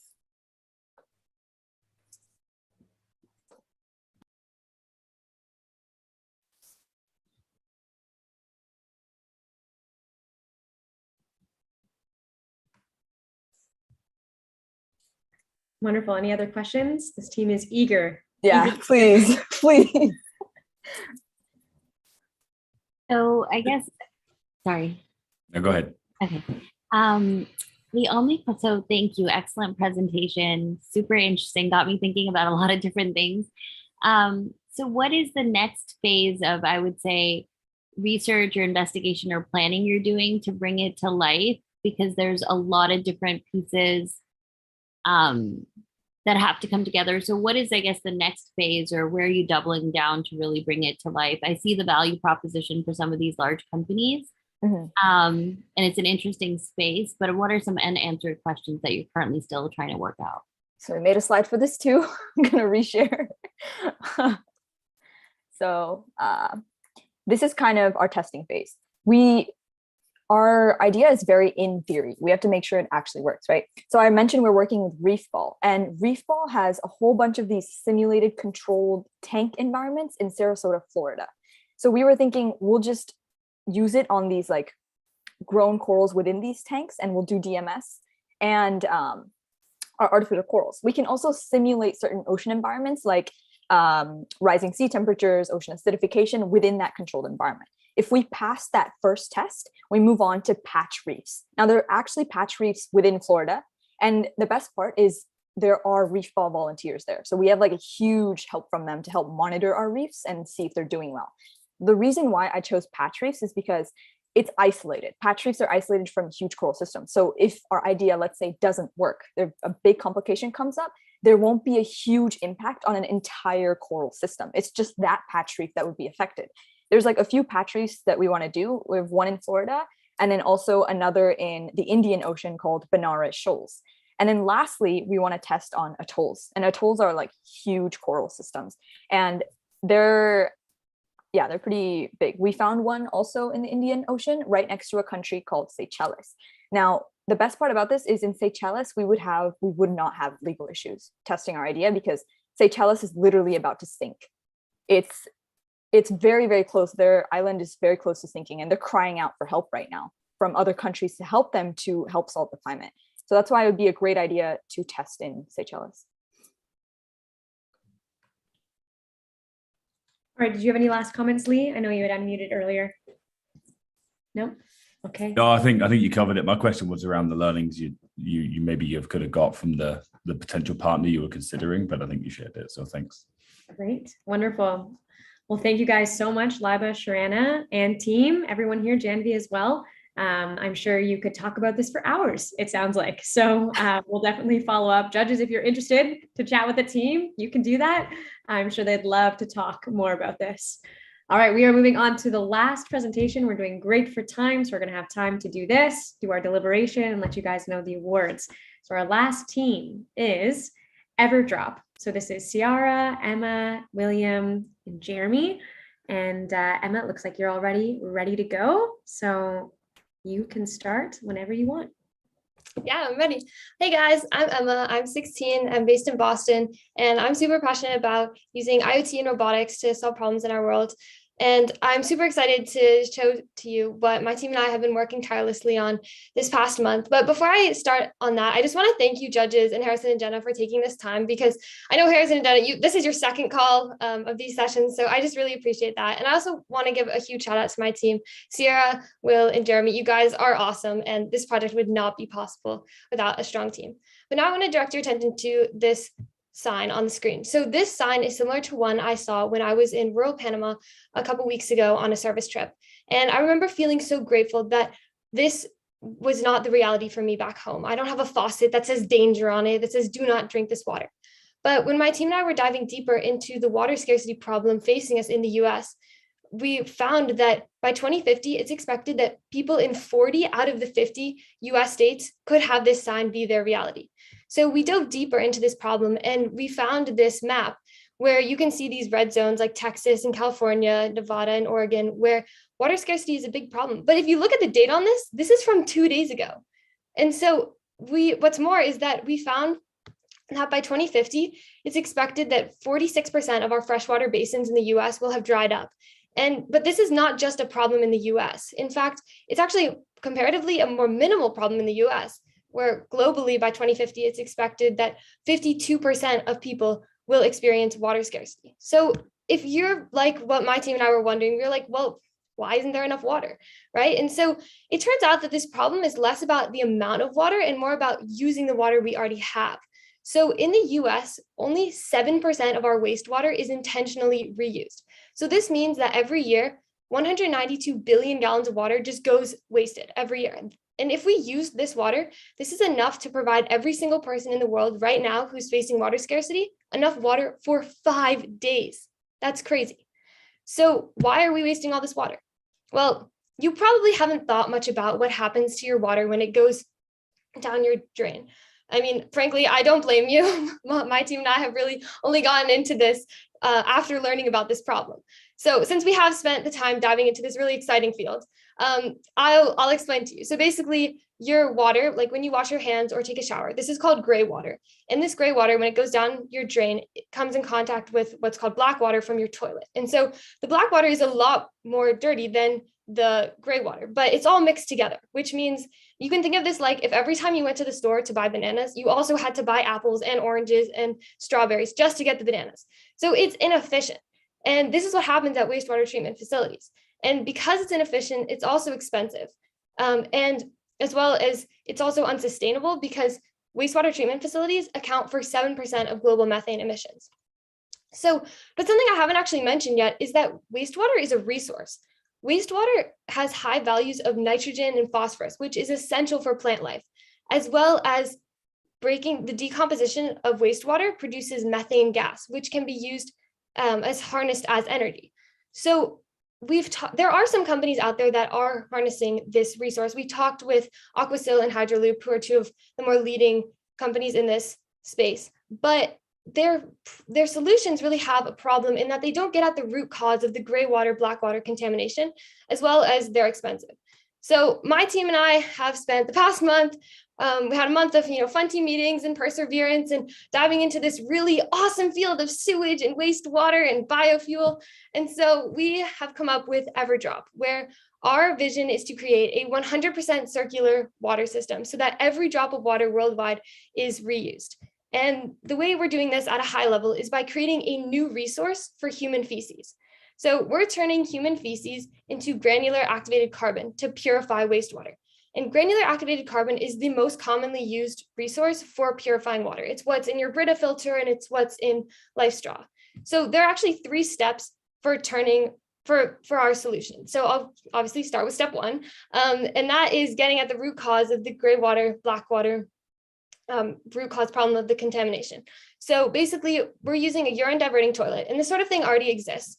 Urine goes one way, and this would meet up with the other gray water, and then the feces go the other way, and they go into step 2, which is how we're actually turning the feces into the granular activated carbon. So there are methods out there right now for turning feces into charcoal, and then this charcoal can be turned into granular activated carbon. But the problem with this is that it's a physical process, which means it includes a lot of high heat and time, which is unsustainable in the long run. So instead, what we're doing is a chemical process using potassium hydroxide concurrently with the carbonization step. And because these are done at the same time, we can do it at a lower temperature and it can be faster. So making it more sustainable in the long run. So then from there, we go to step 3, which is activation. This is what produces the pores of the granular activated carbon. And then from there, we purify it so it's ready to use in step 3, which is our filtration step. So this filtration system is similar to what is already used in wastewater treatment facilities, but the catch is that the main cost of these wastewater treatment facilities is for the activated carbon filter, but we're able to use the activated carbon from step 2 in this water filtration system. And in fact, every household in the US could produce 21 pounds of granular activated carbon every single month. So this makes this system more sustainable. And so from here at Everdrop, we are able to reuse 165 billion gallons of wastewater every single year. We can slash your water bill by 70% and produce $278 billion worth of activated carbon. But what's more is that we're able to solve this problem of water scarcity using resources that we already have, feces and wastewater. And we know this is a moonshot, but we think it's to a moon that is worth shooting for. Of course, none of this is possible without an awesome team. I'm so grateful for this one, and to infinity and beyond with Everdrop. Thank you.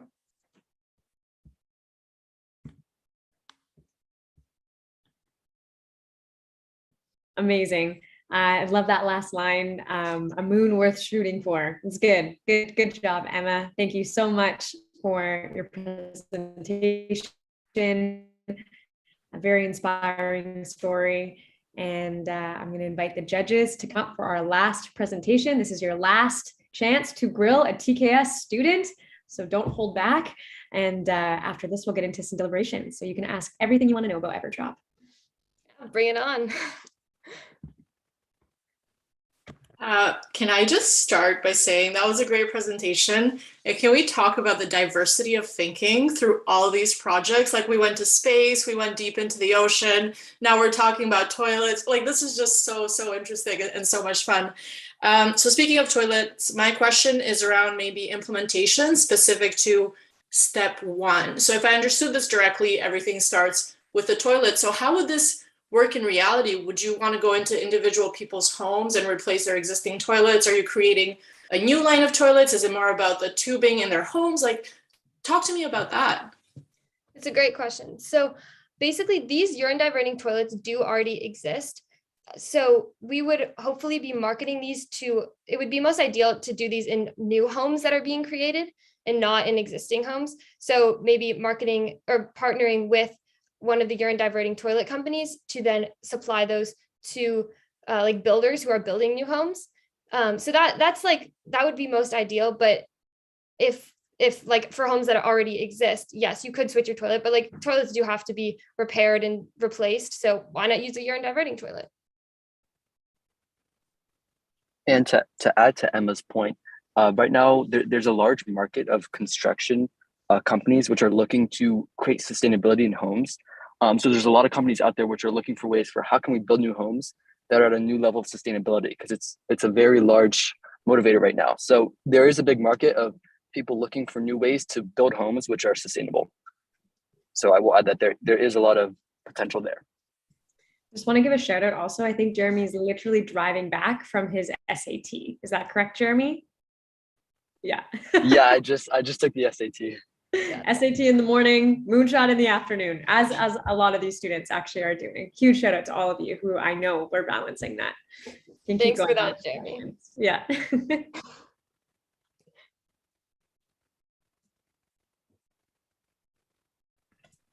I can go, Emma. Good to see you again. Good to see another incredible solution. Me and Emma have had many late night chats about many different solutions and stuff. So good to see you. That one was hard for me. Some problems I don't like to think about, and I think that was one that was for me. It was I didn't know how I felt about that one, but it was incredible to sit and listen to it. When you think about the solution, did you get any learnings of how it can be solved on the almost like the back end versus putting it on the front end around the solution of almost putting it into not putting it into the households, but the solution that potentially was at the processing side, so that potentially you can accelerate your potential solution faster? If I understand your question, you're talking about like a solution to wastewater treatment facilities? Yes. Yeah. So it's a great question. And we did think about that. We actually, on an external meeting, we got asked if we had ever toured a wastewater treatment facility before. That kind of tops my list of like best questions I've ever been asked. So no, I haven't toured one. But I think the main reason that we wanted to implement this in individual people's homes was, one, to get at the root cause of the gray water, black water contamination, but also because these systems have a lot of government bureaucracy. And so we wanted to really capture the water before it got into the government pipes, because I looked through a lot of PDFs about all these regulations that's like the pipes have to be this many centimeters wide and all that kind of stuff. So we really wanted to avoid as much of that government bureaucracy as possible by keeping it at people's homes, as like really taking the water as close to the people's homes as possible. Emma, thanks so much for this presentation. It's really cool. I think there's a lot of opportunity just for sustainable buildings and home design, and it's like a huge market, and it's an important problem to solve.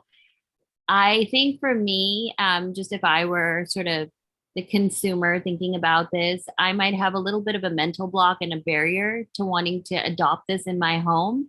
And I'm not sure exactly where that's coming from. And I think part of it's just my lack of comfort with like certain innovation and certain innovations. So do you see that being a barrier, or how do you anticipate the market adoption? Like, what is your sense of market adoption? What's going to be the barrier in convincing people to put this in their homes, or builders to use it, or et cetera, like that? So that was definitely a problem we were thinking about. Honestly, this is what I was thinking about as like preparing this presentation. I'm like, I got to think about how I'm even going to present this. So I think part of it is that, well, one, if we need water, we're going to have this. But the second thing is that you can make money from this. using granular activated carbon, which is something like one of our potential partnerships we're thinking about is partnering with a company like Brita Filters or LifeStraw, because they need this granular activated carbon. And I mean, you're going to the bathroom anyway, so might as well make some money from it, right? I mean, in fact, something that my team and I had talked about was, maybe in the future, instead of all this stuff about Bitcoin, it'll be about shitcoin. We don't know. So I left that out of the presentation. I thought it was a little unprofessional, but not since you asked. I mean, I had to say that. So yeah. Awesome. Thank you.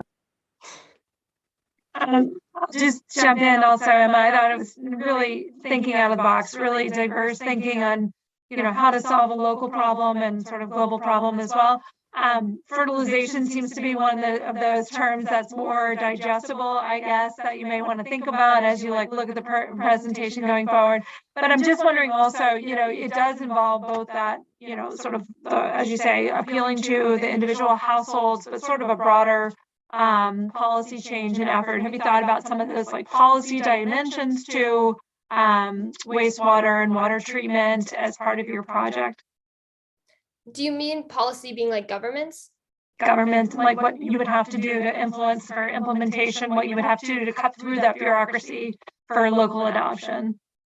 So we have thought about this. This was our biggest, honestly, concern with this.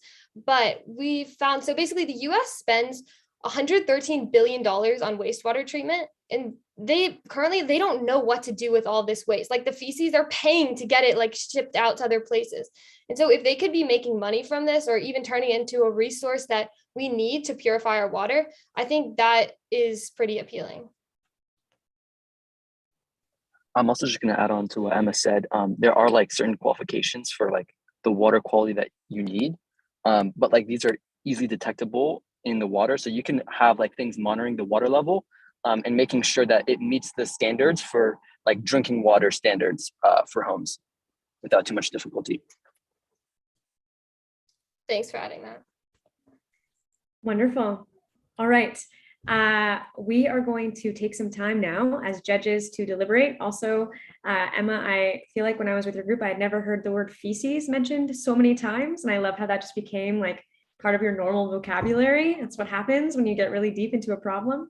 And thank you so much for sharing that. Thank you, judges, for asking such great questions and being so engaged. So we're going to go into our own room for now. The judges are. We do have a People's Choice poll. And so Harrison might do that with the rest of the group that's here to launch that poll to see what presentation you guys like the best. So you guys will actually vote on an award yourself. And then the judges are going to decide on all the awards afterwards. I'm thinking about 15 minutes. I don't know how much kicking and screaming and debate there might be among the judges. We may be quicker, we may be slower. So I'll definitely keep Harrison up to date, but about 10 to 15 minutes, we'll come back here. So take a break, pat yourself on the back, take a deep breath, and judges, I'm gonna open up our room as well. Thank you everyone again. Awesome. Okay, so I'll put some music on in just a moment while our judges head out though. We will launch the People's Choice poll. As a heads up, in this case, what I'm looking for you guys to do on the honor system, you can vote for whatever team you like, which includes your own, but the assumption will be that the people who feel like they really did the best, you can vote for your own team. But if you'd like to vote for another team that you really just enjoyed their presentation, their idea, and you had a lot of confidence in the research that they did, you can vote for another team.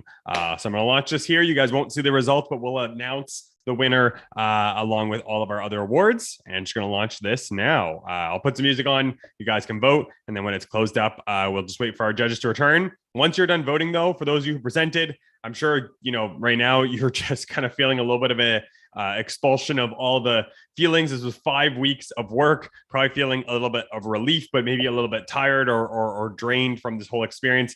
Feel free, grab a drink, grab a snack, go to the washroom, do what you got to do, and hopefully be back somewhere in the neighborhood of 15 minutes in time to hear about our winners. Anyways, with that, we're launching the poll. You can take your time with answering. Again, no big rush. And if you can, vote honestly, again, under the honor system, vote for the team that you feel deserves the People's Choice Award. I'll get some music on and we'll see you guys back in 15.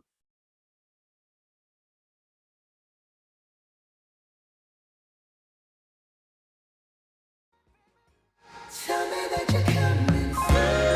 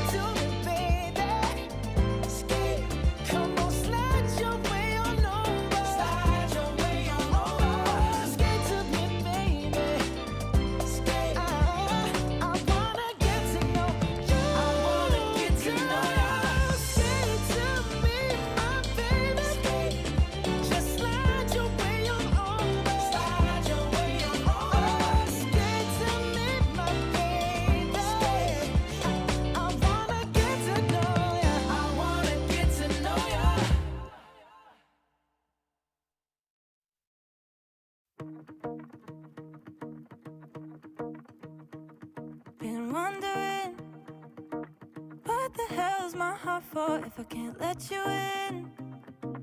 Every time I go, they find a dead end. If I could, you know I would be different, different. I don't even trust myself. So don't let me drag you down. There's some things I cannot help.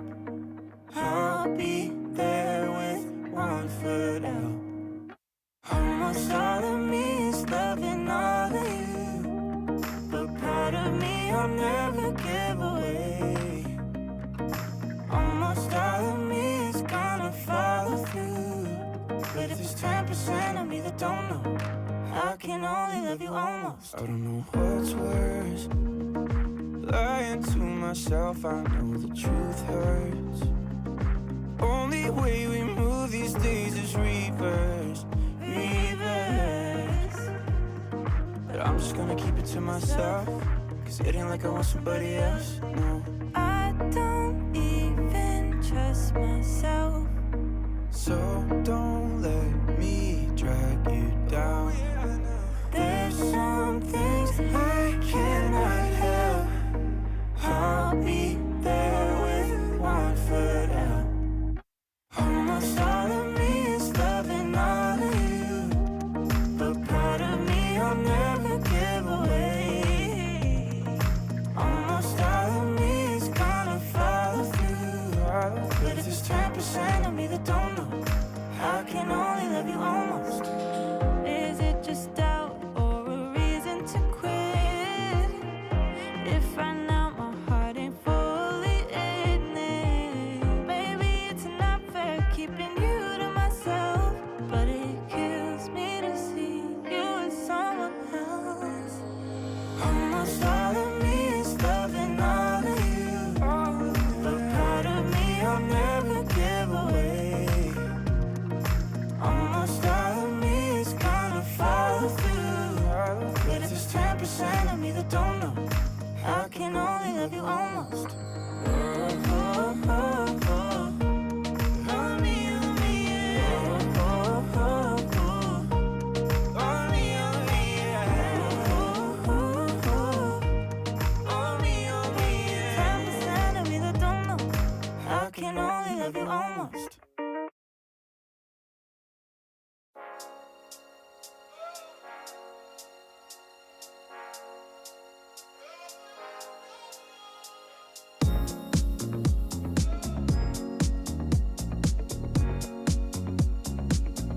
It's a human sign when things go wrong, when the scent of her lingers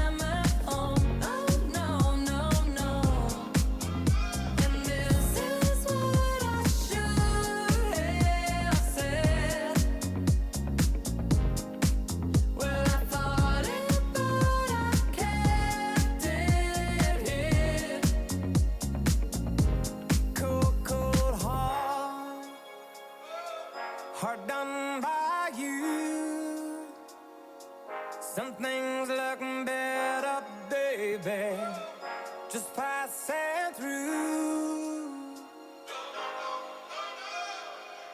And I think it's gonna be a long, long time till touchdown brings me round again to find I'm not the man they think I am at home. Oh no, no, no. And this is what I should have said. Touchdown brings me round again. Well, I thought it, but I kept it. No, no, no.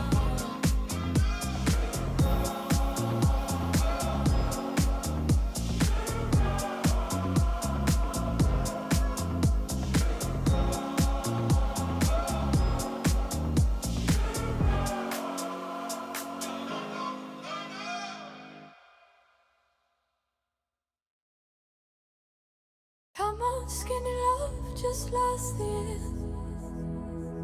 Pour a little soul, you were never here. My. Staring at the sink of your question.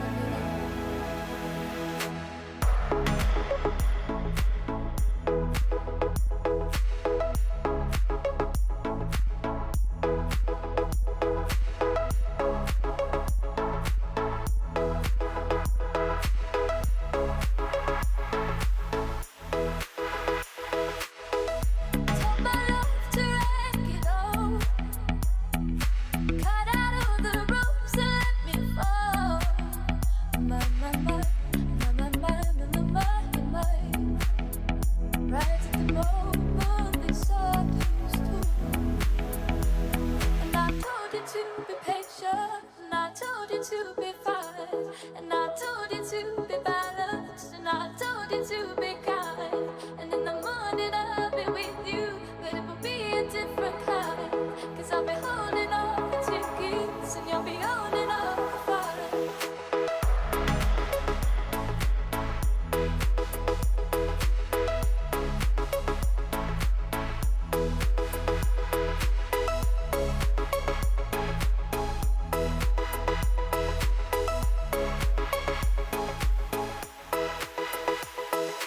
Come on, skinny love, what happened here? Circle on the hope and let us see. My. Selling low, these fools so on slip. And I told you to be patient, and I told you to be fine, and I told you to be balanced, and I told you to be kind. And now boy, your love is wasted, then who the hell was I? Cause now I'm breaking at the bridges, and at the end's for your life, and at the end's for your life, and at the end's for your life, and at the end's for your life, and at the end's for your life, and at the end's for your life, at the end's for your life, at the end's for your life. Come on, skinny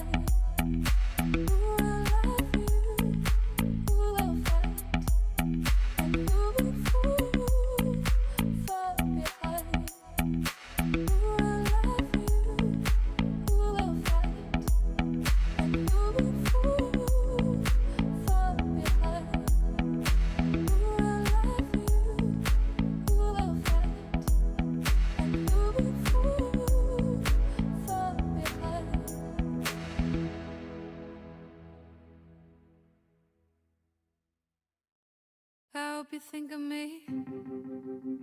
I hope you think of me. I hope you think of me. I hope you think of me. He said the way my blue eyes shine, put those Georgia stars to shame that night. I said it's a lie. in a Chevy truck that had a tendency of getting stuck on back roads at night.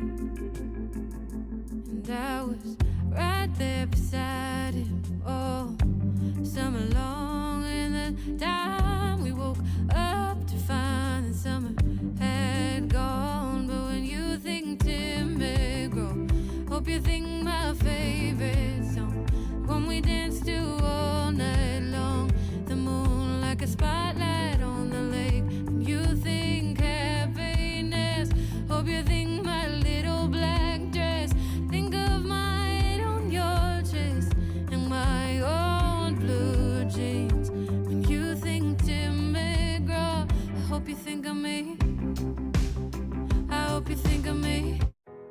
Broken bottles in the hotel.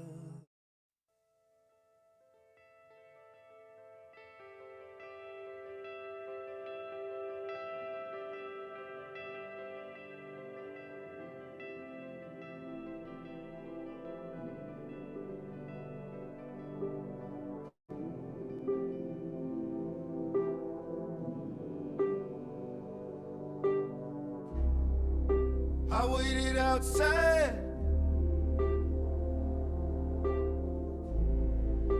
I took it remote.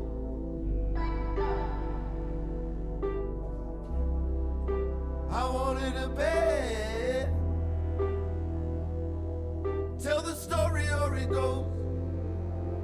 Tell the story or it goes. Full time, you talk your money up while it's living in a coal mine. Full time to call your ma. Hey ma, hey ma. Toll vote, you know you mope it up. Well, you wanted it to hold that. You're back and forth with that.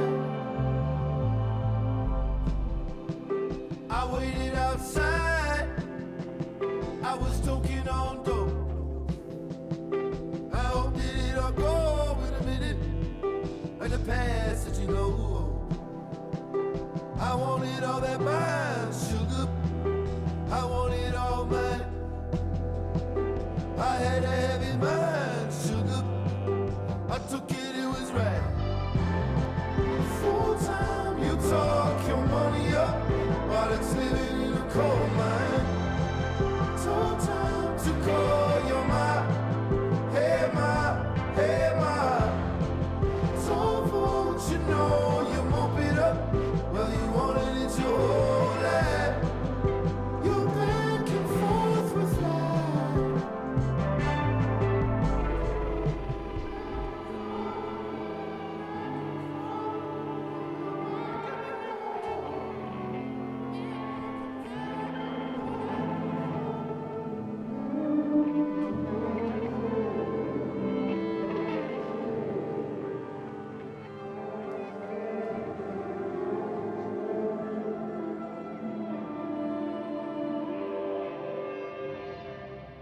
I waited outside. Then you took me in the room and you'd offered up the truth. My eyes crawling up the window to the wall from dusk till dawn. Let me talk to him. Let me talk to him all. Full time, you talk your money up while it's living in a coal mine.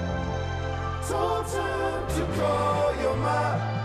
Hey ma, hey ma. Told folks you know you mope it up. Well, you wanted it to hold that. You're back and forth with that.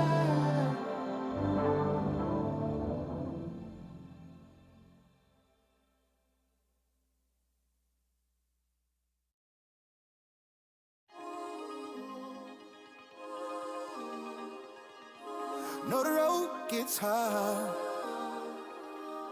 and you just wanna leave. I ain't never too far. Just have a little faith in me. When all the fears you have are all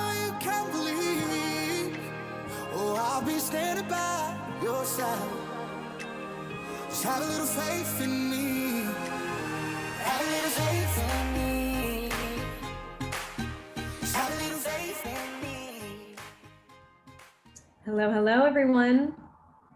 There has been much debate since we've seen you last. Much debate. There was heated conversations. There was yelling and smashing of many things. Especially, I'm looking at you, Samira. You know, Lee just gets really wild in that judging room. They're back. We're smiling. We're happy. And it's so funny how that happened this morning. It's been a rough day for these judges. Like, it is not an easy decision to make, but we have made some decisions. I'm going to be honest, a lot of these places were tied. Again, it's crazy how many great ideas there were today. And so we're going to get right into the awards. And we'll put you guys on the speaker stage, our judges. The way this is going to work is each judge will present the award. And after that, we are going to let you guys go free and enjoy your Saturday. So we'll get all the judges up here. I know that Melissa's joining by iPhone, Harrison, if you need to find her. Yeah, you got it. Perfect. Awesome. All right. So starting with our first award, let's start with our Social Impact Award. Samira, if you want to start us off. So the Social Impact Award goes to QuadCare. Ooh. Amazing. Do you want to explain a little bit about why? Yeah, so we were really impressed by the overall innovativeness of the thinking, the actual feasibility in, let's say, 5 to 10 years to use drone technology in that way for delivery of healthcare on the ground, and also anticipate that, you know, the impact will be great just due to how many populations are currently shut out from that type of emergency healthcare or otherwise. So very well thought out, very well researched. The possibility is there, and therefore the impact is potentially very high. Wonderful, thanks. And next up, we're going to do our TED Award. So this is all about the presentation, and we're going to have Isabella present this award. Thank you. This was all the decisions, and all the awards were very, very difficult. There was a high caliber of presentations across the board.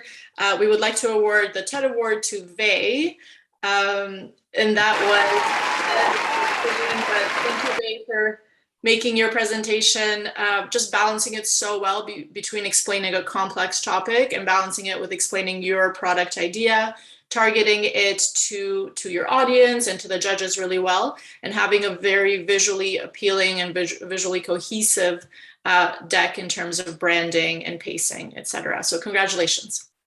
Wonderful, congrats, guys. And next we have our 10X Thinking Award. So this is like the big moonshot idea, big impact 10X thinking. And I'm going to have Lee tell us who that is. Yeah, thank you. I think I'm more nervous than you guys presenting this award. So for this, the winner is someone that definitely convinced us that you were solving a real problem. Definitely was thinking 10X, and quite literally had a moonshot idea. So it goes to Team 4 Coda and the HM3 team.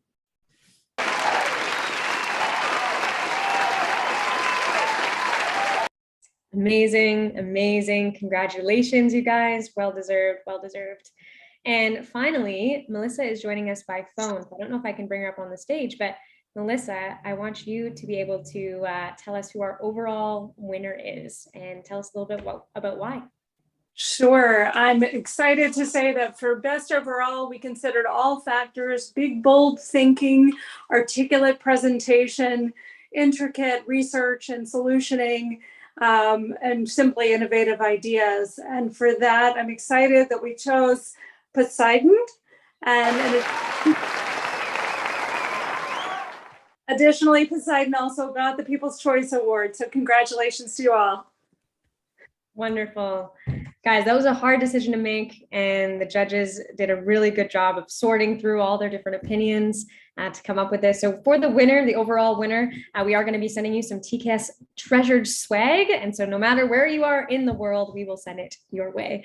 And again, we are wrapping up, so we'll do some final words. Judges, if you have any final words, I'll give you guys a couple minutes to share. And I also just wanted to say a very heartfelt thank you to all of you for joining us. I know everyone here is really grateful for your time. And I also want to say to the TKS crew, reach out to these judges. You know them now. You've gotten FaceTime with some amazing experts in these different industries. And what a great experience that you've been able to share. So take the opportunity, reach out, connect. And yeah, judges, thank you so much for being able just to lend your valuable insights and knowledge and experience. If you have any final words, this is your time. And then me and Harrison will wrap it up, and that will be the end of our moonshots. Anything else you want to say, judges, before we head off?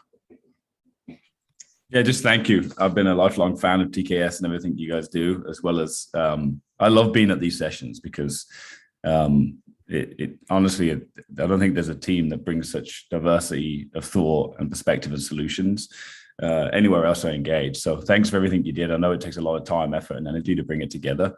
I'd love to see the collaboration between the teams. And again, thanks for the invite. I'm super energized. That's the only thing I'll add to these great comments.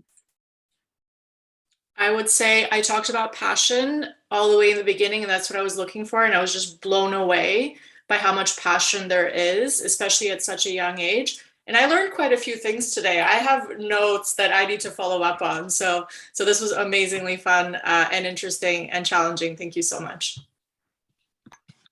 And thank you to all of you. I just want to say each one of the solutions were very realistic and things that we've talked about and thought about within our own corporate walls. So keep these terrific challenges going. Thank you also to TKS for making this happen. You know, there's nothing better than this kinds of STEM education to create future pathways. And we hope to be continuing to talk to all of you in the future. Awesome. Thank you again. And for everyone at TKS, take some time, reflect on this experience, write down what it's been like, what it feels like, this encouragement from the judges to remind your future selves of a moment like this, especially because in 10, 20 years, you guys are the moonshots as well. You're creating our future. And so Elon better watch out. That's what I think. So thank you guys so much for joining. Harrison, do you have anything you want to say before we sign off? Yeah, just a final thank you, of course, to the judges also for being here, echoing kind of Jenna's thoughts earlier. And from here, guys, that's it. I mean, this ends one of the biggest projects that kind of caps off our year, besides all of you still working on focus projects. And I know I've mentioned it before, but we only have a few short weeks left of TKS, so make sure to use it to its fullest extent. I saw a couple of the judges drop in the chat as well offers to connect and stay connected, and definitely take our judges up on that. That's an amazing opportunity, and appreciate you guys offering that as well. And just so excited to see the results we got today, and then to sort of carry that momentum through the end of our year, and then even past TKS, right? I mean, we're not in TKS to complete TKS. We're in here in a part of this program to learn and take those lessons, take those connections, those skills we built, and use them moving forward. So to any of you who are here with your ideas that you liked enough that you want to continue to pursue, continue to push the envelope, I think that's a cool idea.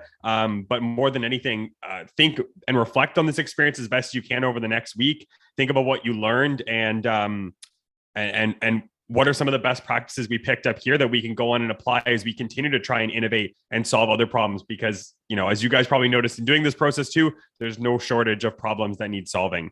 And with that, yeah, Jenna, I'll let you kind of, actually, last thing I'll say too is like, shout out to Jenna for managing all of this. So as a director pairing with the two of us, we kind of tend to split some stuff up just to kind of have ownership. And Jenna took complete ownership of this, made me feel like I just got to sit back and enjoy and be a viewer today, which is awesome as a team member.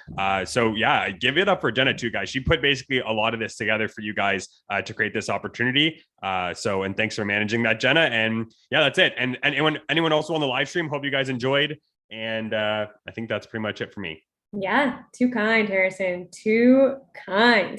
If you guys want to hang out, let us know in Slack, and we'll set up a space for you as well if you want to do a little after party and just like vent out your feelings. Go comment in the announcements channel, and we'll set up a space for you guys to hang out. Awesome. All right. Thank you again, everyone. Have a great Saturday. Bye.